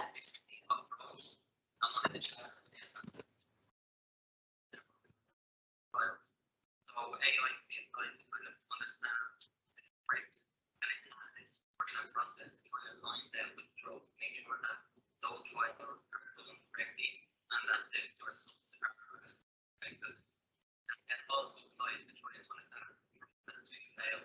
How can we look at compounds and identify drugs and create the drugs of them and then we look at the distribution. So we say past the clinical trials, we look at the distribution and much broader the whole life cycle of distribution and supply chain network to inside so from transport.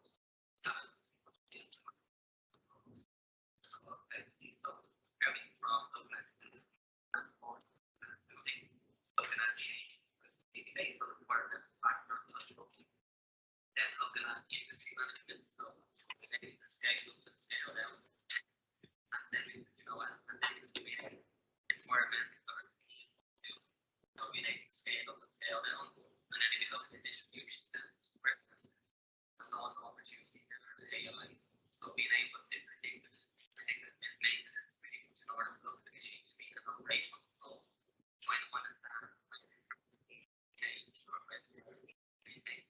And this is all looking at trying to eat time, make sure that the systems go and making sure that the distribution centers are always on the go. And then everything comes for automation, so looking at and reduce errors in the distribution centers, try to place things effectively in distribution centers, make sure that the pick and ship methods of understanding where things are located are as effective as possible. And then write down to the patient data on consumer diagnosis and medications. Now, across the whole life cycle of healthcare, there's so much so many areas across the whole process of life cycle.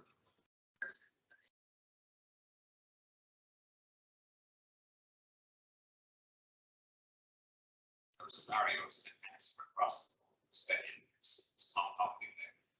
It seems to be much. John,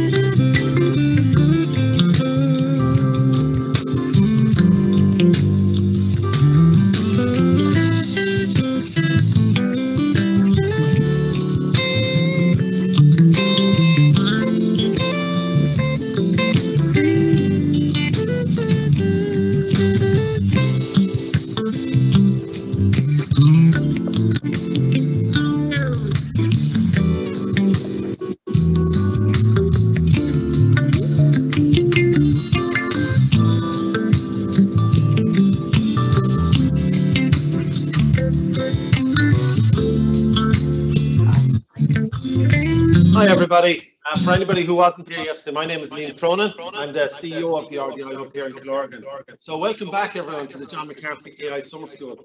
Wow, what a morning we've just had. I'm buzzing after listening to the presentations we had earlier from Jamie, from Johan, from Laura and Malison. Wow, what an impact those guys are having, and it's great to see the applied research. And then we just had the last hour of the research colloquialism. So hats off to Munster Technology University to the work they did there and the two fantastic breakout rooms. But wow, the next while you're into an amazing treat over the next hour, as we have a cracking lineup of speakers for you to close out the John McCarthy Summer School over the next hour.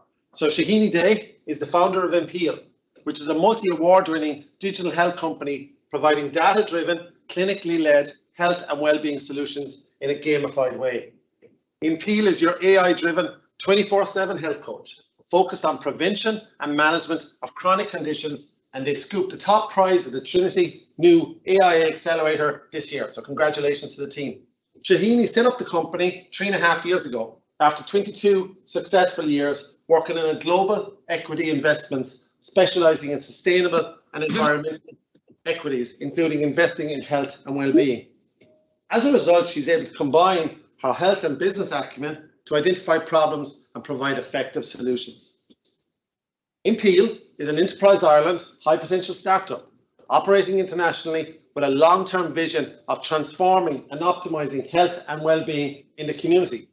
I've known Shahini for over 5 years as I was her EI mentor, and it's been great watching the journey building out as the product and they get some more customer traction.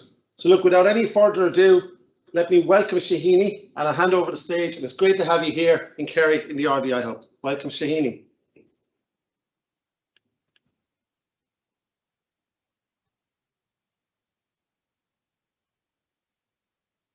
Thank you very much, Liam. Thank you very much for the introduction for MPEEL and myself, and it's great to be back here, particularly see you again. You've seen the whole journey, so thanks. Hello, everyone. I am Shahini Day, founder and CEO of MPEEL. MPEEL is an AI-driven digital health company. First of all, thanks to RDI Hub and everyone here involved in the John McCarthy AI Summer School. I'm really honoured to be here. But before I start, I have to say I am a person of science and business, not of deep tech at all. So you've been hearing all these stalwarts here for the last 2 days. So what I will say today will be from my own perspective. For the next 15 minutes, I will take you through the problems we are trying to solve, how we are solving them, how we want to solve them in the future, and who are in our team to execute on that. So, chronic health conditions cost 300 billion every year globally in productivity loss and medical costs, as it impacts 69% of workforce. 75% of healthcare costs are spent on chronic conditions, that too on acute and emergency care. So if it is affecting organizations, its employees, health services, insurance companies, who, by the way, are spending 60% of premium on preventable chronic conditions. As a result, globally, there is an increasing awareness to move from acute care to patient-centric preventative and self-care model. MPEEL is an AI-driven digital health company helping these stakeholders gain back those losses by making users healthier. Nutrition, lifestyle, and behavior change forms a big part of prevention and management of chronic disease, as we all know. But it is one of the most difficult things to implement. It needs continuous individual support from clinicians and coaches, which is not always possible, and it is also very expensive. So, without the continuous support, individuals are confused and frustrated, which limits acute health outcomes. Last week, one of my friends got diagnosed with gout. The doctor said it needs diet and lifestyle change. Upon inquiring how that can be achieved, the doctor, first of all, gave some generic leaflets, but also it couldn't help him with any further answers. So my friend, like many other people in similar situation, will have to now figure it out and follow those changes himself, which has high chance of failure. Now, remote patient monitoring for medical markers and decision support systems for clinicians on the medical side for chronic disease is quite well established. But our market research established that there is a lack of solution which takes into account the medical side and also caters to the nutrition, lifestyle, and behavior change. By remote monitoring of all those lifestyle and well-being markers, along with a decision support system for timely interventions, can have effective health outcomes. So enter MPEEL, your AI-driven 24/7 health coach. MPEEL app helps users improve their physical and mental health through data-driven, clinician-led programs encompassing nutrition, movement, sleep, stress management, along with behavioral support. MPEEL gathers medical, nutrition, lifestyle, behavior, goals, constraints, all these data through interactive assessments or questionnaires, wearable integration, nutrition software, and other third-party software, because we have built an open platform. The user profiles are then run through unique algorithms to deliver one-to-one or group health and well-being solutions to the users. The analytics is then fed back to the users, clinicians, and other stakeholders with their respective defined level of data privacy for effective decision-making. We use our proprietary solution, Predictive AI Recommender Engine, which we call PAIR, for personalization, scaling, predictive modeling, and early warning signaling. Early searches are showing patentability of PAIR, and so we are actually in the process of applying for it. So PAIR is a disruptive solution. and our first version was built with Adapt Center. And we developed the current roadmap during our Alcesser accelerator, which is run by Altada Technologies and Trinity Tangent. So I'm actually particularly happy to see a lot of our collaborators in this conference. We are continuing to collaborate with the best AI capabilities for the future build too. So PAIR gathers static, dynamic data from users and provide them with personalized solutions in a gamified way, along with clinician and coach interactions, but also social interactions like support groups. It learns from users' data dynamically to provide better suggestions and timely interventions. Let me give you an example. So say I have some health goals and my nutritionist, one of the many coaches I'm accessing, has given me a few guidelines to follow, out of which one is sticking to 5 grams of sugar per day and gave me meal ideas accordingly. I record my daily food intake on MPEL. After some time, MPEL should be able to look at my food intake history, replicate meal ideas, which I have had often and stuck to the 5 gram sugar limit, while avoiding the ones where I didn't. It will also look at those ingredients and find different sets of recipe ideas from recipe banks. The logic is basically, if I have those particular meals, probably I like them or they're convenient for me. So giving me ideas around them means there is a higher chance of me sticking with it than giving up after some time. The benefit of this is behavior change fails because most of the time we take up too much on ourselves and at the same time, which is not sustainable, and we get overwhelmed and we leave it. So MP looks at your existing habits, keeps the good ones, and try to suggest more of those and cut down on the ones which are not so good for you. You know, no point asking somebody to eat broccoli if they hate it. It'll never be done. But they might like cauliflower, so suggesting that will mean that there's a higher probability of success. So where are we going with our solution? PAIR is to have 2 layers of data-driven AI-assisted solution. First, it matches, suggests, and connects users with clinicians and programs, followed by continuous monitoring of the data, fed back to both users and clinicians for effective recommendations. Also, as I said, PAIR learns from the user's data continuously, and there's continuous refinement. So for future build of PAIR, we will aim for scaling using AI, assist clinicians for better decision making, most importantly, assist users with health outcomes based on their own history and similar population modeling, and develop solutions in multiple therapeutic areas.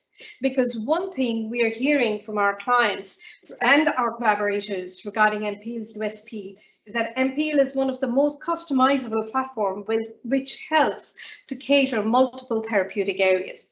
That's why we want to work with as many clinical teams as possible.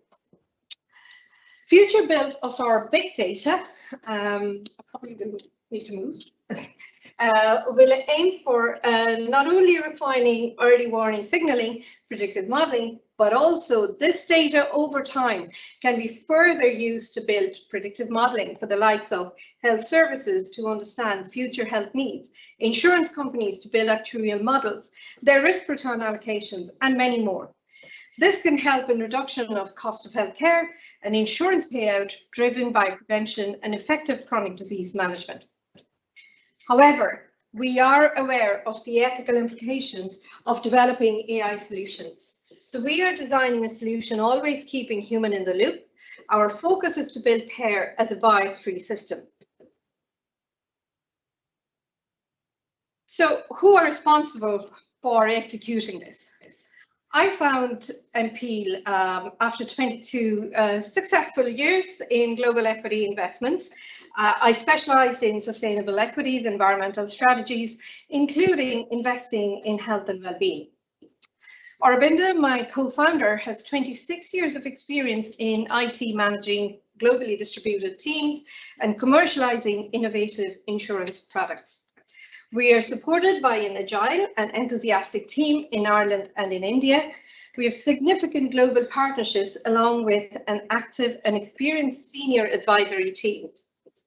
We are a mix of years of industry experience and young technology enthusiasts. We are like data scientists, data analysts who are really, really smart people. And the good news is we are actually currently hiring for various roles. So what's in store for MPEL as a company? MPEL has traction with both government and private sector clients at the moment. We have forged commercial partnerships with large HR service provider and hospital group. We also have strategic partnership in the AI space. We are currently raising equity funding, and thankfully our first signed term sheet was received last week for this round. And this round's funding will be mainly spent on AI development, patent and certification, business development, and customer success. COVID-19 brought health and digitization to the forefront of everyone's mind. United Nations Sustainable Development Goals under Agenda 2030 underpins the same. And as I said, although medical remote patient monitoring and decision support systems are well developed, solutions which integrate medical considerations along with lifestyle interventions will be in demand for the foreseeable future. So MPEL is in the right place at the right time and ready to scale a well-being business which makes money. Thank you so much.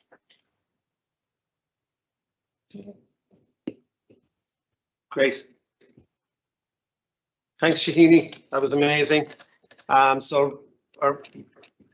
get into the Q&A at a later stage, and we can ask some more detailed questions to Shahini about some of the AI behind the MPEL solution. But it was a fantastic presentation, fantastic journey. So, and as I said earlier on, remember to get your questions into the Q&A and direct them to the speaker you want to ask them to, so we can make the session as interactive as possible when after we've heard the next two presentations. So next up is Omar Salim of Field of Vision. Omar is the CEO, co-founder and head engineer of Field of Vision, and is studying aerospace engineering and has studied engineering in DCU. So welcome to Colorgan, Omar. Field of Vision assists the visually impaired to feel the game. From the amount of swerve on a free kick to the strength of a tackle, their technology enables visually impaired football fans to feel the action for themselves without relying solely on a commentator's interpretation. The advanced computer vision model ensures that the game is delivered to the fans in real time. The Field of Vision team won the Enterprise Ireland Student Entrepreneur Award 2021 and participated in the 2021 Alasser AI Accelerator Programme in Tangent TCD, similar to the MPEL team earlier. Huge congratulations to the Field of Vision Technologies on winning Launch Box's Tangent Student Accelerator at Trinity College Dublin 2021 last Friday. So Dublin last Friday, and here in Kerry and Colorgan today.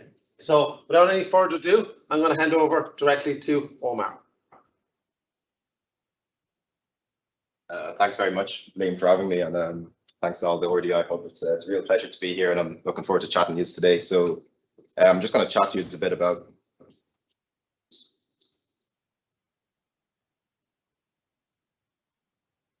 there we go.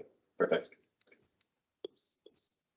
So just going to chat to you a bit about myself, about FOV, and then I'm just going to go a bit into detail on the software and the tech that we have powering our product.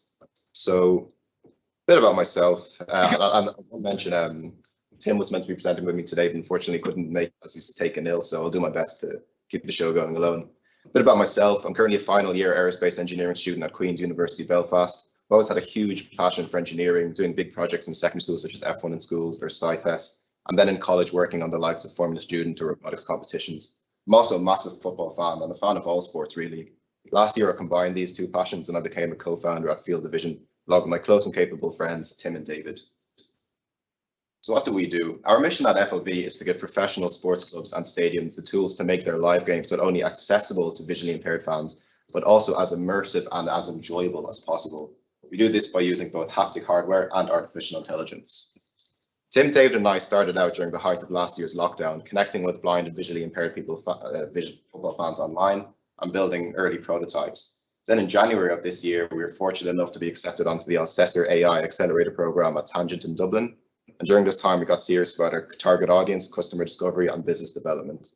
Shortly after, we traveled to Doha and Qatar for a couple of months, where we met with organisers of next year's FIFA World Cup and decision makers in a number of English Premier League clubs.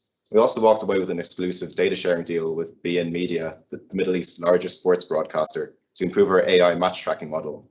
And then finally, a couple of weeks ago, we installed our AI cameras in Daleyman Park in Dublin to begin our first pilot programme of our tech and to get it into the hands of passionate football fans across the city. So just to start off and for you all to get a better understanding of the problem we're solving, I'd like to ask you all to close your eyes and listen to the commentary. That Rooney goal was enough for the 3 points. Manchester City are still alive here. Balotelli, Aguero! That Rooney goal was enough for the 3 points. Manchester City are still alive here. That is now over 100 million blind people worldwide currently experiencing live sports. Down below. We've spoken with these fans and they all say the same thing. The commentary, no matter how detailed or descriptive, cannot truly convey the intensity, the excitement, and the thrill of a live match. The truth is, blind and visually impaired fans are continuously relying on someone else's senses and someone else's interpretation of the game. Oh, I'm sorry, you can all open your eyes now, by the way. So, being an avid sports fan brings a lot of well-being benefits with it. People rarely choose to follow a team because of their results on the pitch. We choose them because they represent our local community, or maybe a close family member supported them, or maybe because of the political and social values that the club holds. The result of this is a strong sense of community and belonging. A study of 400 college students in 2017 found that those who were sports fans had a higher self-esteem compared to their non-sport enjoying counterparts. Last year, 62% of disabled sports fans said that not being able to watch their favourite team play next year due to the pandemic would have a significant impact on their mental health. And I must add also, just a number of visually impaired sports fans. In the UK, there are 200,000 visually impaired sports fans alone, and that number scales to millions worldwide. Witnessing your favourite team play well can produce significant amounts of dopamine in the brain. My favourite statistics as a result of this is that in one survey, 60% of European sports fans, both men and women, said that they'd rather watch their favourite team win a match than sleep with their partners that week. And another crucial benefit of being a sports fan is that it can encourage us to become active ourselves. This is particularly important among visually impaired people who are more susceptible to health risks associated with a lack of activity. So finding this video and many more like it online is what inspired us to start Field of Vision. A blind man and his best friend watching a live game together, using their hands and a board to convey the action in as much detail as possible. Not every blind fan has an amazing friend like this, but not every blind fan should have to rely on one. As strange as it may sound to an outsider, when we watch our favourite team play a big match, we feel as if we're on the pitch with them, egging on every pass, tackle and shot. I couldn't imagine a life without this feeling, and this is why FOV exists.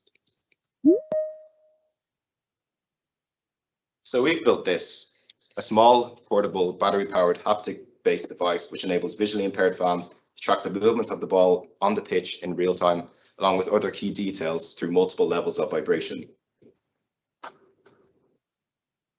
We use computer vision to track key data about the game in real time, such as the ball's position on the pitch. For now, this is done by installing a camera on each corner of the stadium. Match data is processed in real time on the edge and then sent to the cloud for triangulation and merging before being sent to the device in the user's hands via Wi-Fi or mobile data. Depending on the network environment, this can be done in less than half a second. This is all then.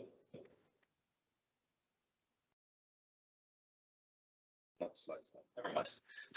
This is all then broadcast to the device in the user's hand, where a movable ball on the top surface moves the user's finger to any position on the pitch, reflecting what's happening on the pitch in front of them live. Haptic motors communicate which team has the ball and what they're doing with it. And for perhaps the very first time, our users can feel the swerve of a free kick, the power of a shot, the strength of a last-ditch tackle. Here's a brief overview of the main computer vision objectives and some of the challenges they pose in order to make our solution possible, with of course the main one being tracking the football in real time. Tracking the football is an interesting task. It generally has a consistent size and shape, small and circular, but it also moves pretty fast, creating a motion blur, and when it is ticked, the shape can actually be distorted. It is also generally viewed above a green grass pitch with pretty good contrast, but it can be frequently occluded, fully or more often partially by players. In the past, many people have found pretty reasonable success in tracking footballs using classical computer vision techniques, but they tended not to be very robust to the challenges we've mentioned. However, AI, deep neural networks, have allowed for a new paradigm to tackle this problem. and we have proved to do so with considerably more success and robustness to those challenges. Our current setup is pretty straightforward. We install 4 camera units at each corner of a football pitch. Each unit is fitted with a high-resolution camera, LTE capabilities for networking, and an NVIDIA Jetson Nano compute module, an on-the-edge computer that allows us to run our AI model. So, for the AI. The first step in locating the ball's position in real-world coordinates is object detection, finding the ball through our camera feeds. And for this task, there are many general-purpose object detection algorithms readily available and open sourced by big names in tech such as Google and Facebook. Some of the most popular algorithms include You Only Look Once or Efficient Det, very general purpose and purpose-built and general purpose and accurate object detectors, but they're not necessarily optimized for on-the-edge computes. On the other hand, there is smaller models like MobileNet, and they're constructed to be fast and lightweight for working on IoT devices. Yet we learned early on that none of these would work for our use case. Using even the smallest and fastest of the mobile dead backbones, we found that we could not reach the accuracy and speed required to detect the ball in high-resolution images in real time. This primarily because the detectors are built to be flexible and general purpose, designed to be able to detect things of all different shapes and sizes, but we only need to detect the football for now. Taking advantage of the fact that we already know the ball's size and general shape beforehand, we're able to treat ball detection tasks as sort of scaled down segmentation tasks and develop our own model. We split the image into a large grid like a chessboard with many more squares, and then just try to predict the probability of each square containing a football. This is a much simpler and easier algorithm through which to detect the ball, and also considerably faster and more accurate when compared to other lightweight object detection algorithms. With this algorithm on the Jetson, we can run high resolution HD images of matches at 5 or 6 frames per second. Here's a diagram which shows the general architecture of the model. It's a convolutional neural network and has a somewhat UNet-like architecture. Each convolutional block is composed of a separable depth-wise convolutional filter, and we combine these feature maps from each module and layer at the end using a BiFPM. This combines the information from different layers within the network, feature maps of different granularities, and learns which layers or feature maps are most important. This is important because it means that we don't lose information from early in the network, which is particularly important for locating small objects. Our network is very small with only 400,000 parameters, which is about an order of magnitude smaller than the most lightweight mobile net architecture available, whilst being considerably more accurate. It's also very fast and able to run in real time on the edge, like I mentioned. So, triangulation. So after detecting the ball from one of our cameras, we then need to compare detections across different cameras in order to locate the ball's real-world position using triangulation. After detecting the football with one of our cameras, we can then project the ball down onto the pitch using homography. We also know the position of each of our cameras in the football stadium. What we can then do is compare the different rays between cameras as shown in the diagram. Where the rays are close together or with perfect conditions where they intersect is where we can take the ball to be. So we have some pretty exciting plans going forward. Our next immediate step is to extend beyond tracking just the football and to recognize other game events such as changes in possession or when the shots, tackles and passes occur. This is just currently done manually for our first pilots and user testing. This will allow us to convey much more information to the user, creating a much more immersive and holistic experience. We've also just begun testing in Bohemians FC. We've set up our cameras, recording games, and are retraining our neural networks for the conditions of that stadium. Over the coming weeks, we'll be creating a lot of footage, and this will allow us to create a large amount of 3D ground truth data, which is not readily available without having access to multiple cameras in a football stadium. Currently, it is only possible to track the football in 3D using triangulation through multiple cameras. This means you have to actually go to the stadium and install multiple cameras in the stadium in order to locate the ball's real-world position accurately. However, with an abundance of 3D ground truth data, we plan to start working towards a one-camera solution, a neural network that can locate the ball's position in 3D without having to use triangulation.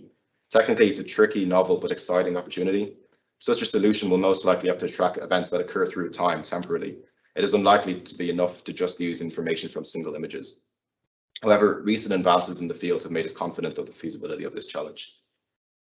Commercially wise, this will allow us to port our solution from our own custom camera installations to broadcast TV cameras, allowing us to scale considerably more rapidly, whilst also paving the way for a consumer product. Commercially, this is what the next couple of years looks like. Apologies, the text is gone again. This is what the next couple of years looks like for us. We'll be spending the next 6 months focusing on polishing up the product and nailing the user experience based on their feedback. This is the most important thing for us, of course.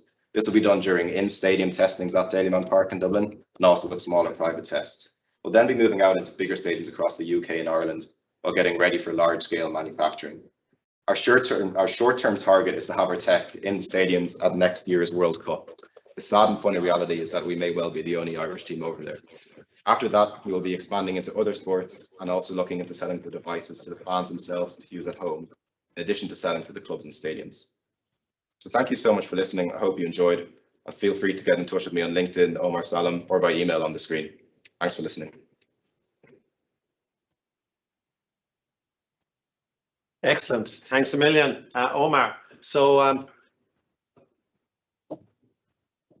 as I had my eyes closed there, Omar, and you were saying close your eyes, all that was coming into my mind was the last 5 minutes of the match the other night between Ireland and Portugal, and I was kind of trying to imagine if people were using your device during that last 5 minutes of extra time, what the reaction would be. Well, they would have thrown it across the living room. Yeah. So we'll talk more about that in the Q&A. But thanks a million, Omar. Very insightful and fantastic application of AI to solving a real world problem that affects loads of people, as you said, nationally and internationally. So next we would like to welcome Noreen Lenhan, who's a data scientist at Athena Analytics to the John McCarthy AI Summer School. Never was there a day that Athena Analytics was more important. Leaving cert results were announced earlier this morning, and again, congrats to all the students that received their results. I hope everyone was delighted and happy. And for all the parents and teachers out there, Athena Analytics specialises in transforming large amounts of data, particularly exam results, into meaningful insights for secondary schools in Ireland in a format that's easy to access and understand. And as a parent of 4 kids, I really need this software. Athena Analytics helps management, teachers and parents to understand information related to the student and better assist students in reaching their full potential. As we all know, potential is different for each student, and each student's path through school is very, very different. Athena Analytics' goal is to assist schools in helping students to understand and achieve their own unique potential.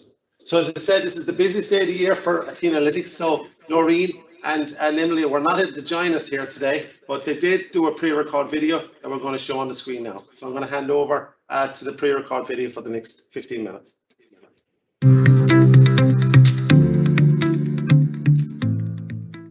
Hi everyone, welcome to today's session. So my name is Noreen, I'm from Athena Analytics, and I hope you're all enjoying the impressive lineup of speakers so far, sharing their journeys and listening to the wide range of topics at the John McCarthy Summer School as part of the innovative program at RDI Hub Colloquium. So as I said, my name is Noreen. I'm delighted to speak to you today and tell you a little bit about my story and my role lead data scientist at Athena Analytics, a Kerry-based edtech startup, and its application of AI to a long-standing problem in the Irish education system. I'm especially proud to be speaking to you today from Kerry.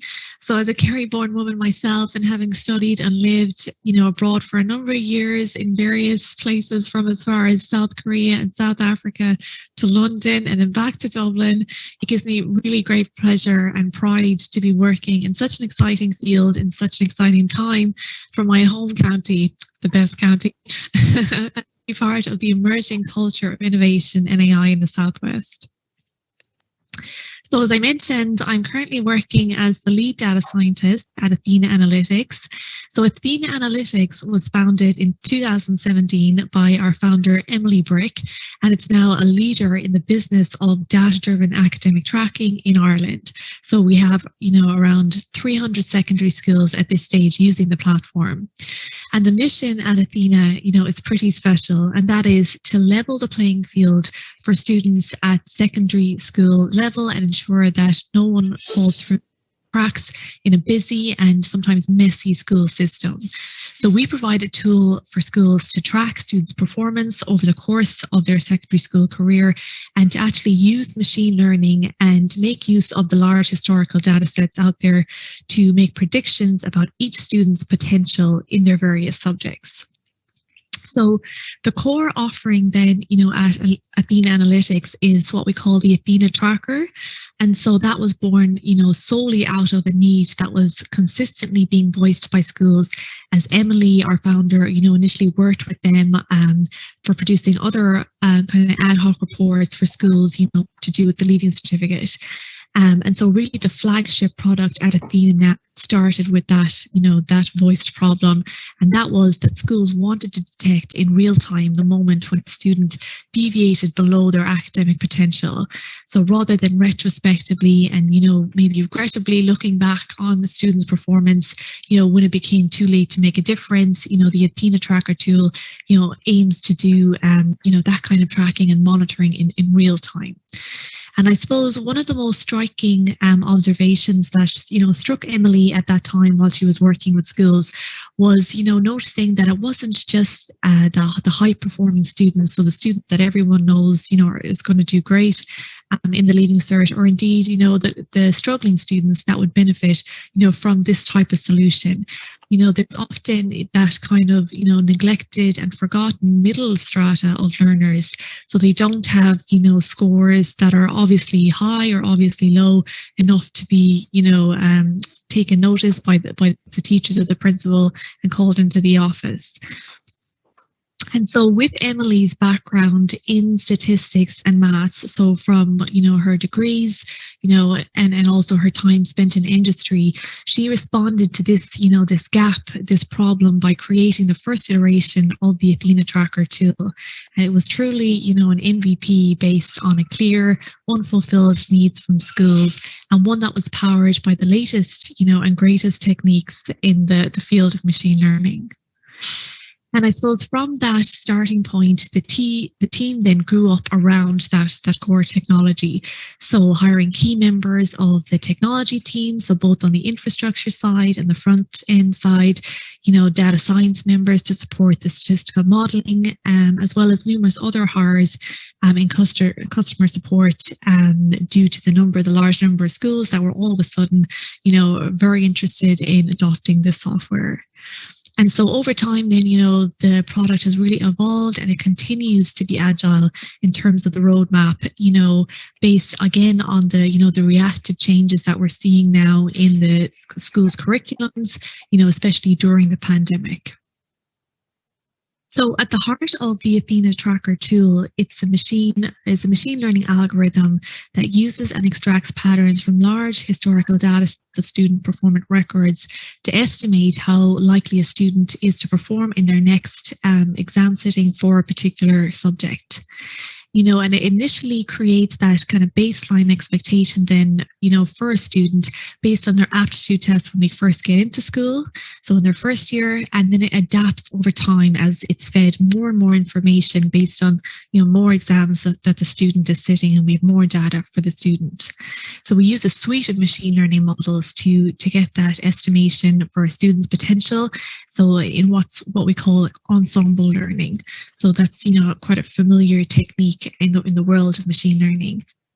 And I suppose the challenges of modeling, in this type of scenario, there may be somewhat intuitive, and that is that, we don't want to pigeonhole students by underestimating their potential so that they never push themselves.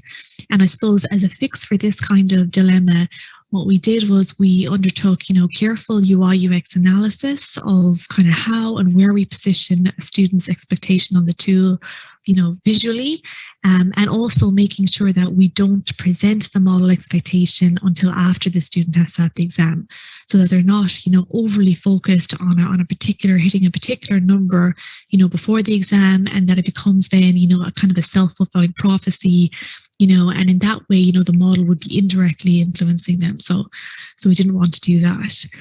And so in that sense as well, unlike probably most of the AI products in the marketplace out there now, we are very happy, to be wrong. And if a student exceeds a model expectation, and so our model has made an incorrect prediction, that's a very easy pill for us to swallow. Because it comes back again to our overriding, stance that the model really is just there as a guiding tool for teachers to be used alongside, their own years of experience and professional judgment, and definitely not as a substitute.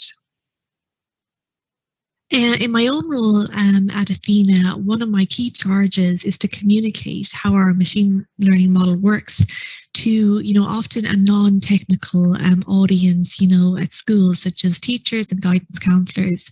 And so we really aim to translate, the various concepts and innards of the model in a very accessible way to our end users, in order so that we can build trust and also to get feedback and improve upon our model and its predictions. And so those working in the field of machine learning will know that, all models are wrong, but some models are useful. And we really want to build, robust, reliable models that benefit students. And we always remind ourselves of that overriding mission, and that it is to help students reach their own, individual potential along their own individual paths, and to flag those students that might be needing that extra support, in a kind of a meaningful point in time where we can do something about it. And so we want to go beyond the standard measures of kind of model evaluation in terms of accuracy to see how good a job we're doing. So our goal, definitely isn't to obtain, 99% model accuracy. We're much more interested in helping all segments of that student population. And some of you might have heard of what's called the McNamara fallacy. So it's kind of a phenomenon based on Robert McNamara, who was, former U.S. Secretary of Defense during the Vietnam War, and and his kind of misguided data-centric strategy for analyzing, who was winning the war based on the daily numbers of fallen soldiers on each side. So kind of really interesting kind of phenomenon, but it alludes to the costly obsession that we sometimes have with metrics and targets that are not really, they don't really capture a situation in the real world, and they're not really meaningful ways to look at the final outcome of a situation. So it can be quite, seductive, but it is ultimately kind of a bit of a delusion that all the complexity of a real world issue or a real world problem can be boiled down, to black and white, to ones and zeros. And so at Athena Analytics, we're fully conscious that, the student journey and their academic and overall well-being, it can't be boiled down to just numbers. And that's why we are such strong advocates of using the tracker as a form of augmented intelligence. So one that complements teachers and guidance counselors, their day job and their own expertise and their own judgments. And I suppose one of the most fascinating byproducts and probably the unintended consequences of the tracker has been, the ability of the tool to uncover issues, other than kind of academic impediments, that may have impacted a student's performance. For example, we received a number of reports that from teachers, who have actually open dialogues with various students, if they have underperformed that in terms of below their potential, to find out, that students, maybe something was going on at home with them, or they were having difficulties with their mental health, And I suppose the idea that a purely objective and statistical tool could actually spark that conversation and help students, overcome personal and social challenges. So not just the kind of, overemphasis on the academic sphere, that was really quite unexpected, in a very good way, and very fulfilling for us, to work on a product, that could uncover that, but also for the teachers, who really are at the educational coalface, on the front lines, trying to build up students, academically, but also holistically, as we are as they try and build up the next generation of thinkers and leaders. And I suppose coming from my own experience and my own school days, I could have only wished for a tool like Athena Tracker to help me on my academic path and where I wanted to be.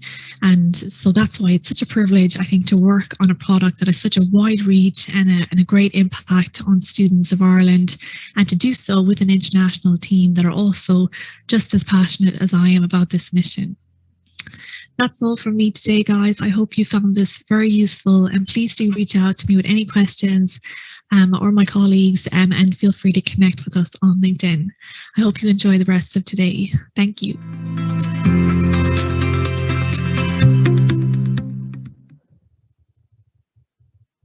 So great, thanks Noreen, and again thanks to all the speakers, and I know special thanks, I guess, to Athena Analytics, given that it is their busiest day of the year in terms of the work that they're doing with the students to analyse the Leaving Cert results. Okay, so welcome back to everybody. We're delighted now to have on stage for the Q&A Shahini Day, who was presented earlier on, Omar, and Shahini is now joined by Arabant Day, who's the co-founder of Impeled. I know him well enough, so I'm going to call him Ari during the conversation, okay? Who's joining us for the Q&A. Keep those questions coming in. If there is any questions, now's your chance to put them into the comments window. And we have had lots of questions coming through. So without further ado, let's just get stuck in. So the first question I have here, I'm going to have to put on my glasses, short-sighted. Somebody AI can solve that, I'm not sure. So the question for Omar.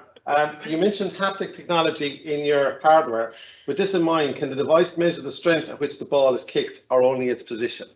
Yeah, it can measure the strength of what it's kicked. So, the device vibrates at different intensities depending on, what's happening on the pitch. So, there's vibrating motors controlled by PWM, and they can vibrate at different speeds, different levels. There's also different vibrating motors that, I suppose, have different weights attached to them, so they can vibrate at different frequencies, for want of a better word. So it's definitely the capability is definitely in the hardware. It's now about getting the software to catch up to that, I suppose, and actually be measuring the strength of passes and tackles, etc. So that can be communicated to the device then, which has the capability to communicate it. Great. Well, thanks, Omar. Shahini, I know during your presentation you mentioned quite a bit about the kind of ethical and privacy issues that you have to deal with gathering and analysing customer data. Could you talk to me a little bit more about that? Like, I mean, some of the process, because like ethics and privacy has been a strong thematic throughout 2 days from all the presenters. So really kind of like to kind of deep dive into that a little bit more about the processes and procedures you had to put in place to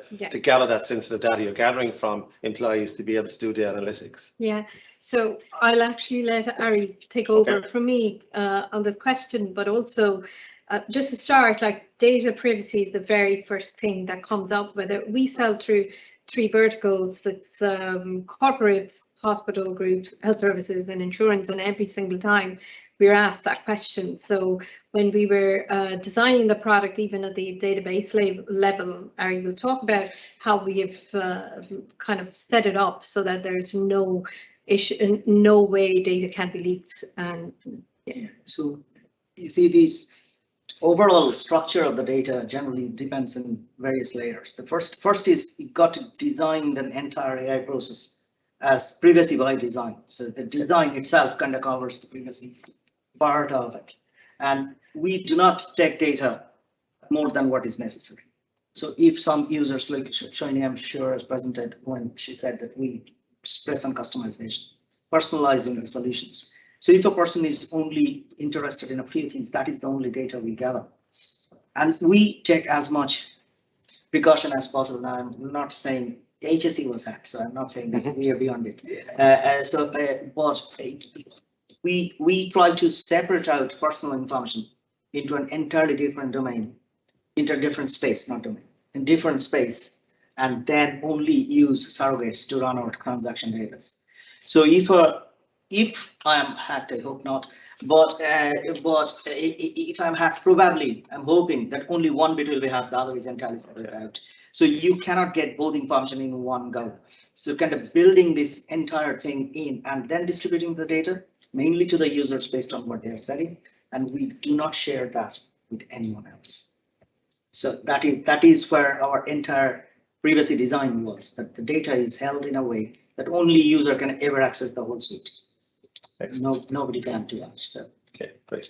No, and I love that insight about privacy by design. I think the more that we develop the solutions to build in that privacy and the ethics into it, that's fantastic. So going back to Omar again, like, in your presentation, it could obviously be very clear about the AI and the computer vision you're bringing in, but like bringing your product to market, it's going to be a software element and a hardware element is obviously very challenging. So when you mentioned like with the hardware, like that you initially now have 4 cameras in the stadium, and it's going to come down to 1. Like, do you see over time that with the computer vision that you can use the cameras that are already in the stadium, like for, like the security cameras that are there? And likewise with the hardware solution, I know from talking to you last night, it's your own piece of hardware, and you showed it earlier on. It's a lovely, elegant piece of hardware. But do you see like that your solution could work with maybe like a Microsoft Surface with the cameras that are in the stadium, or what would be the challenges to get to that place? So to take the first question, it's using the 4 cameras is really a temporary solution, because we've spoken with clubs, and especially the big ones such as the guys who have the World Cup stadiums, and they say that this solution is fantastic, we love it, but there's enough cameras in the stadium already. You're not putting your ones in also.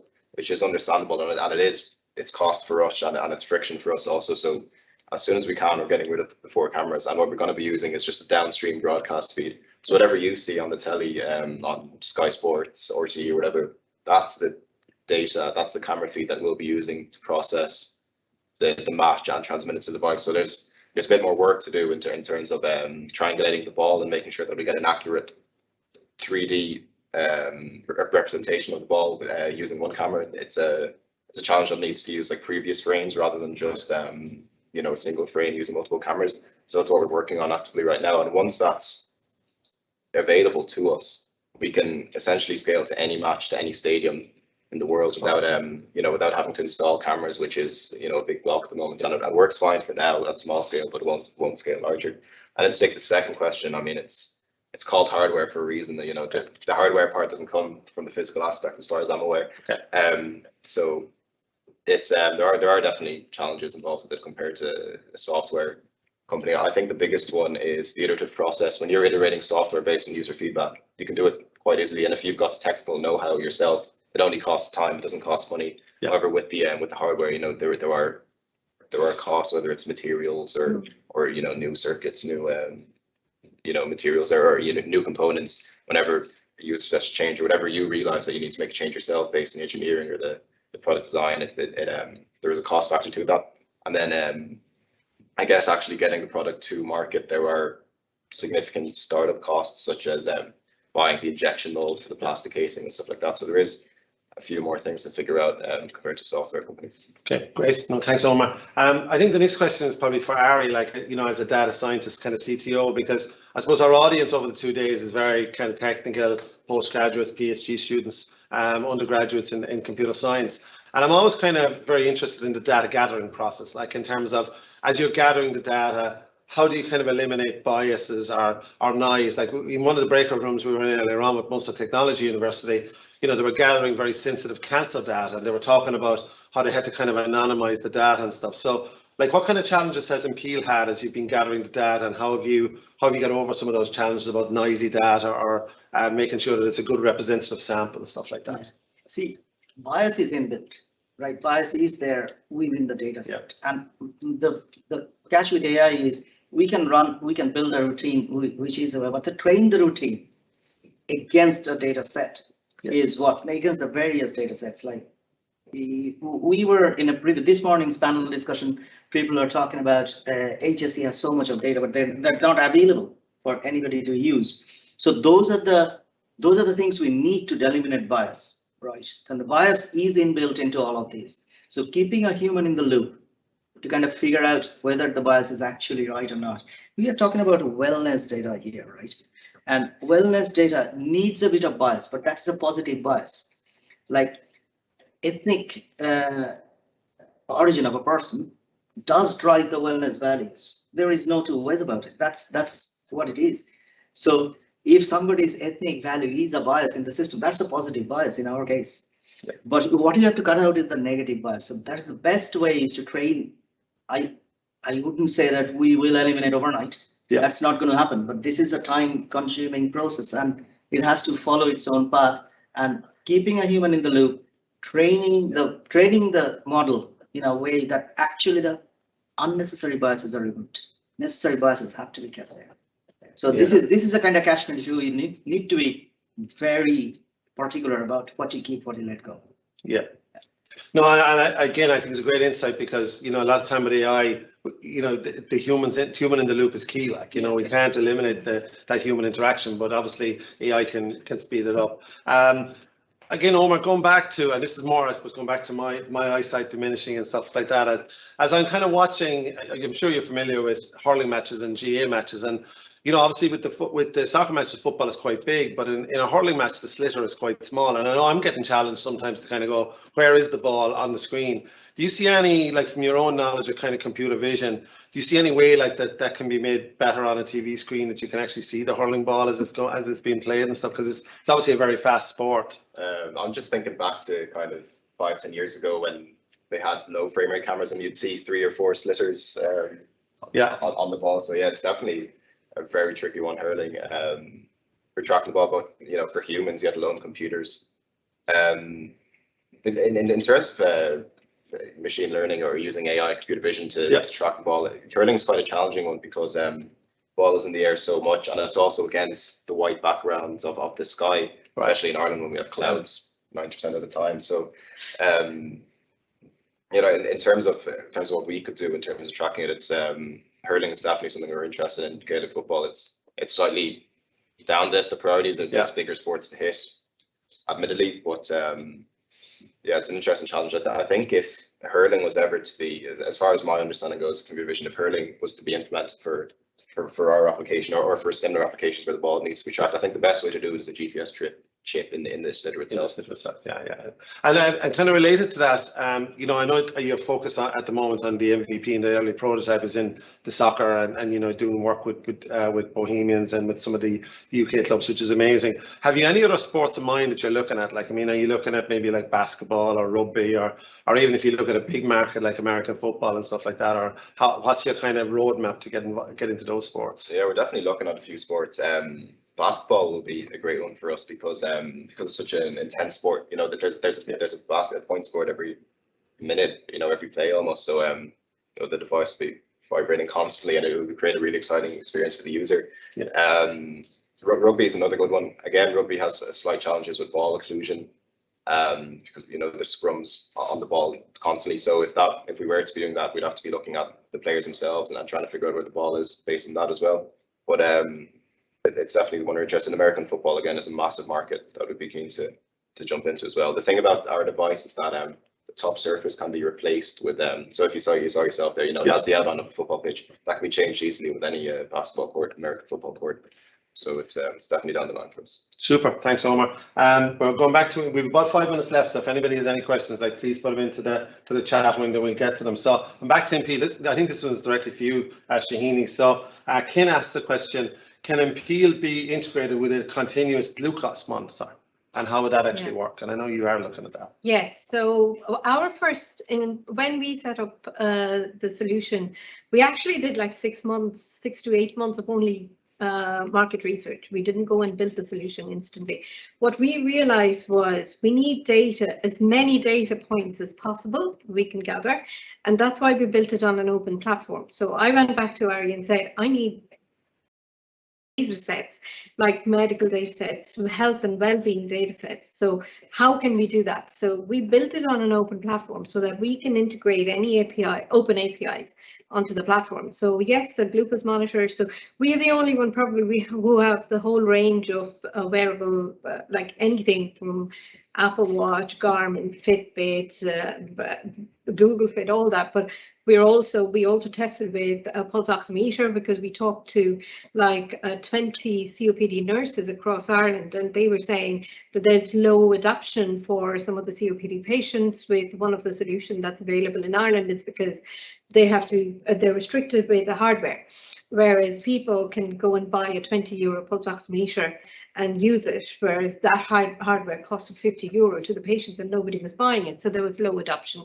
So we built it in a way so that we can integrate as many open APIs as possible to gather as many data points as possible, because although the users give you access, like gives you permission to use the data, but we should have the option to gather as many data points as possible. It's like if you look at like one of those cartoons where the cartoon kind of gets built gradually over time, MPeel is like that. So the more data you give, more of your profile gets built and better refined recommendations you can get. So blood sugar monitor is definitely one.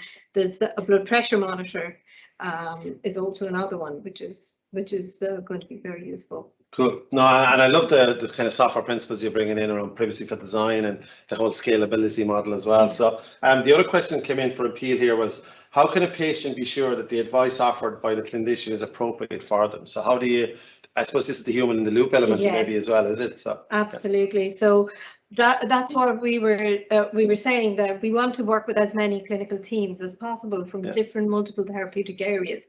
For chronic conditions, generally they don't have only one condition. It's mainly like you can have a COPD patient can have diabetes, and so there are individual solutions. There's diabetes solution, there's COPD solution, but you need to link them for better health outcomes.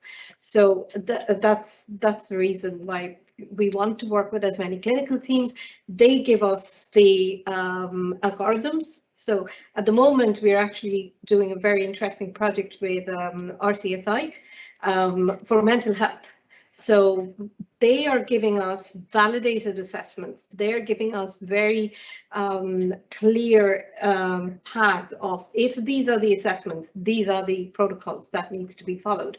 But at the same time, what they liked with MPEAL was there was at the end of the at the top of all this, there is a human who's actually looking at those and saying, yeah, this is fine, and this, if there is any issue, they will be notified as well. So the human in the loop, and absolutely working with clinical teams to ensure that the algorithms are right. Great. And also working with huge amount of data, which is a challenge actually.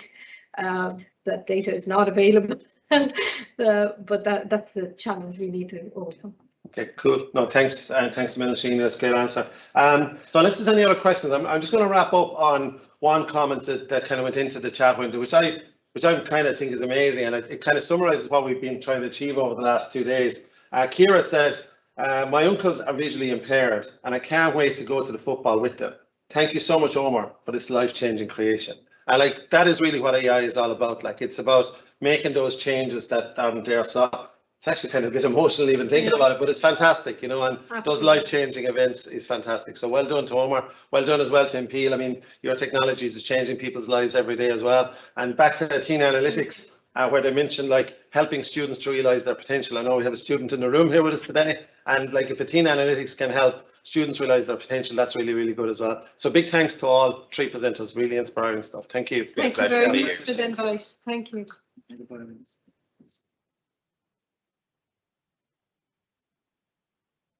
So I guess as we kind of wrap up the John McCarthy AI Summer School, in conclusion, I hope you enjoyed the 2 days and got some impactful insights around wellness for AI. I mean, the example we just mentioned there is just amazing. Thanks to the amazing speakers for your insightful research around AI for wellness. I certainly learned a lot over the 2 days and feel AI will be transformative for our physical, mental and societal well-being. I think it's important to look at it through those 3 lenses of physical, mental and societal well-being.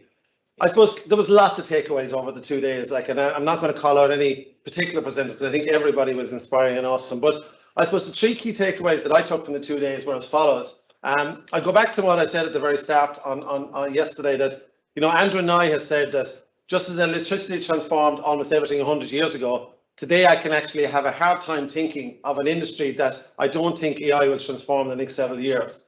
So I suppose that really to me came alive this week as the human and the machine, which we were talking about there in the last while with Shahini and Ari, came together to help with AI.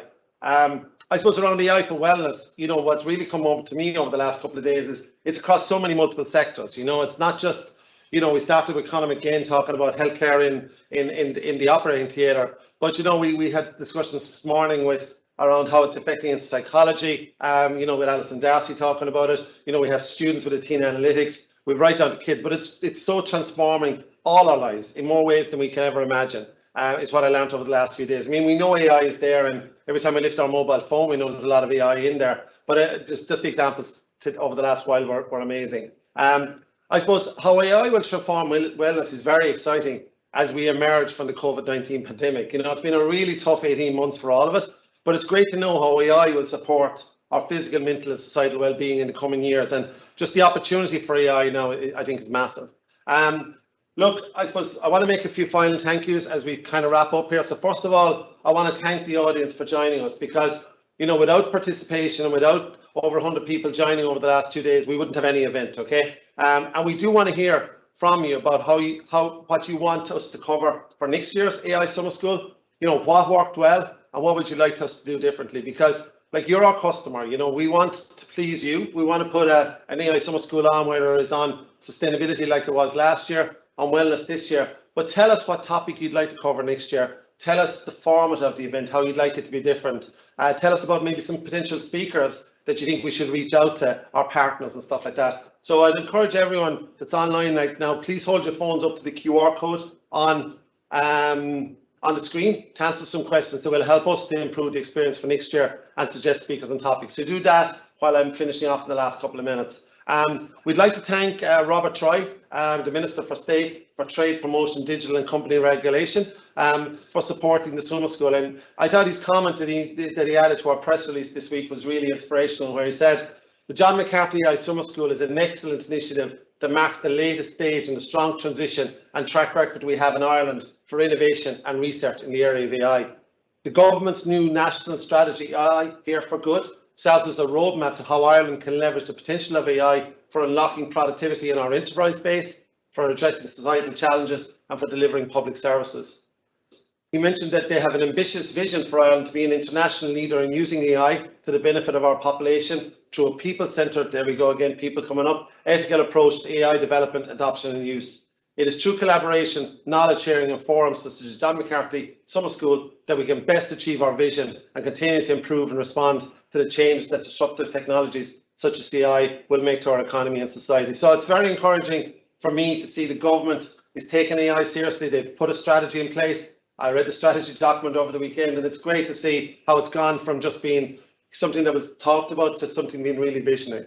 A lot of people made the last 2 days possible, and it would be remiss of me not to call out these people, and I hope I don't forget anybody, and if I do, apologies in advance. So I suppose first of all, thanks to the AI Summer School sponsors. Dr. Kevin Marshall came up with the idea when he was down here in Killorgan over 18 months ago from Microsoft. So thanks, Kevin, he's a fantastic supporter. Declan McKibben in the Adapt Centre, my old colleague in Adapt, fantastic support, and Adapt was really strongly involved. Dr. Breda Dwyer in the Munster Technology University, who ran the research colloquialism earlier today. And then our new sponsors, we'd like to have on board Ken Finnegan in Tangent, Trinity College Dublin, and Mark Kelly from AA Ireland. Mark couldn't be with us. He's had a knee operation, so we wish Mark a speedy recovery.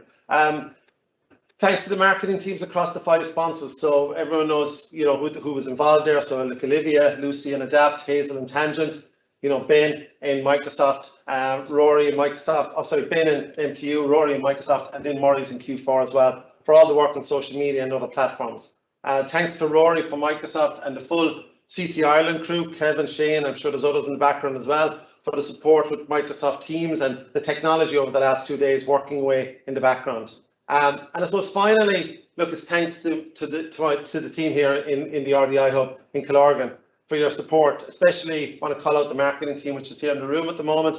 Kerry McConnell, Andy McGennigan, who's been doing an amazing job on social media, and Marion as well. All 3, Kerry, Andy and Marion, amazing work.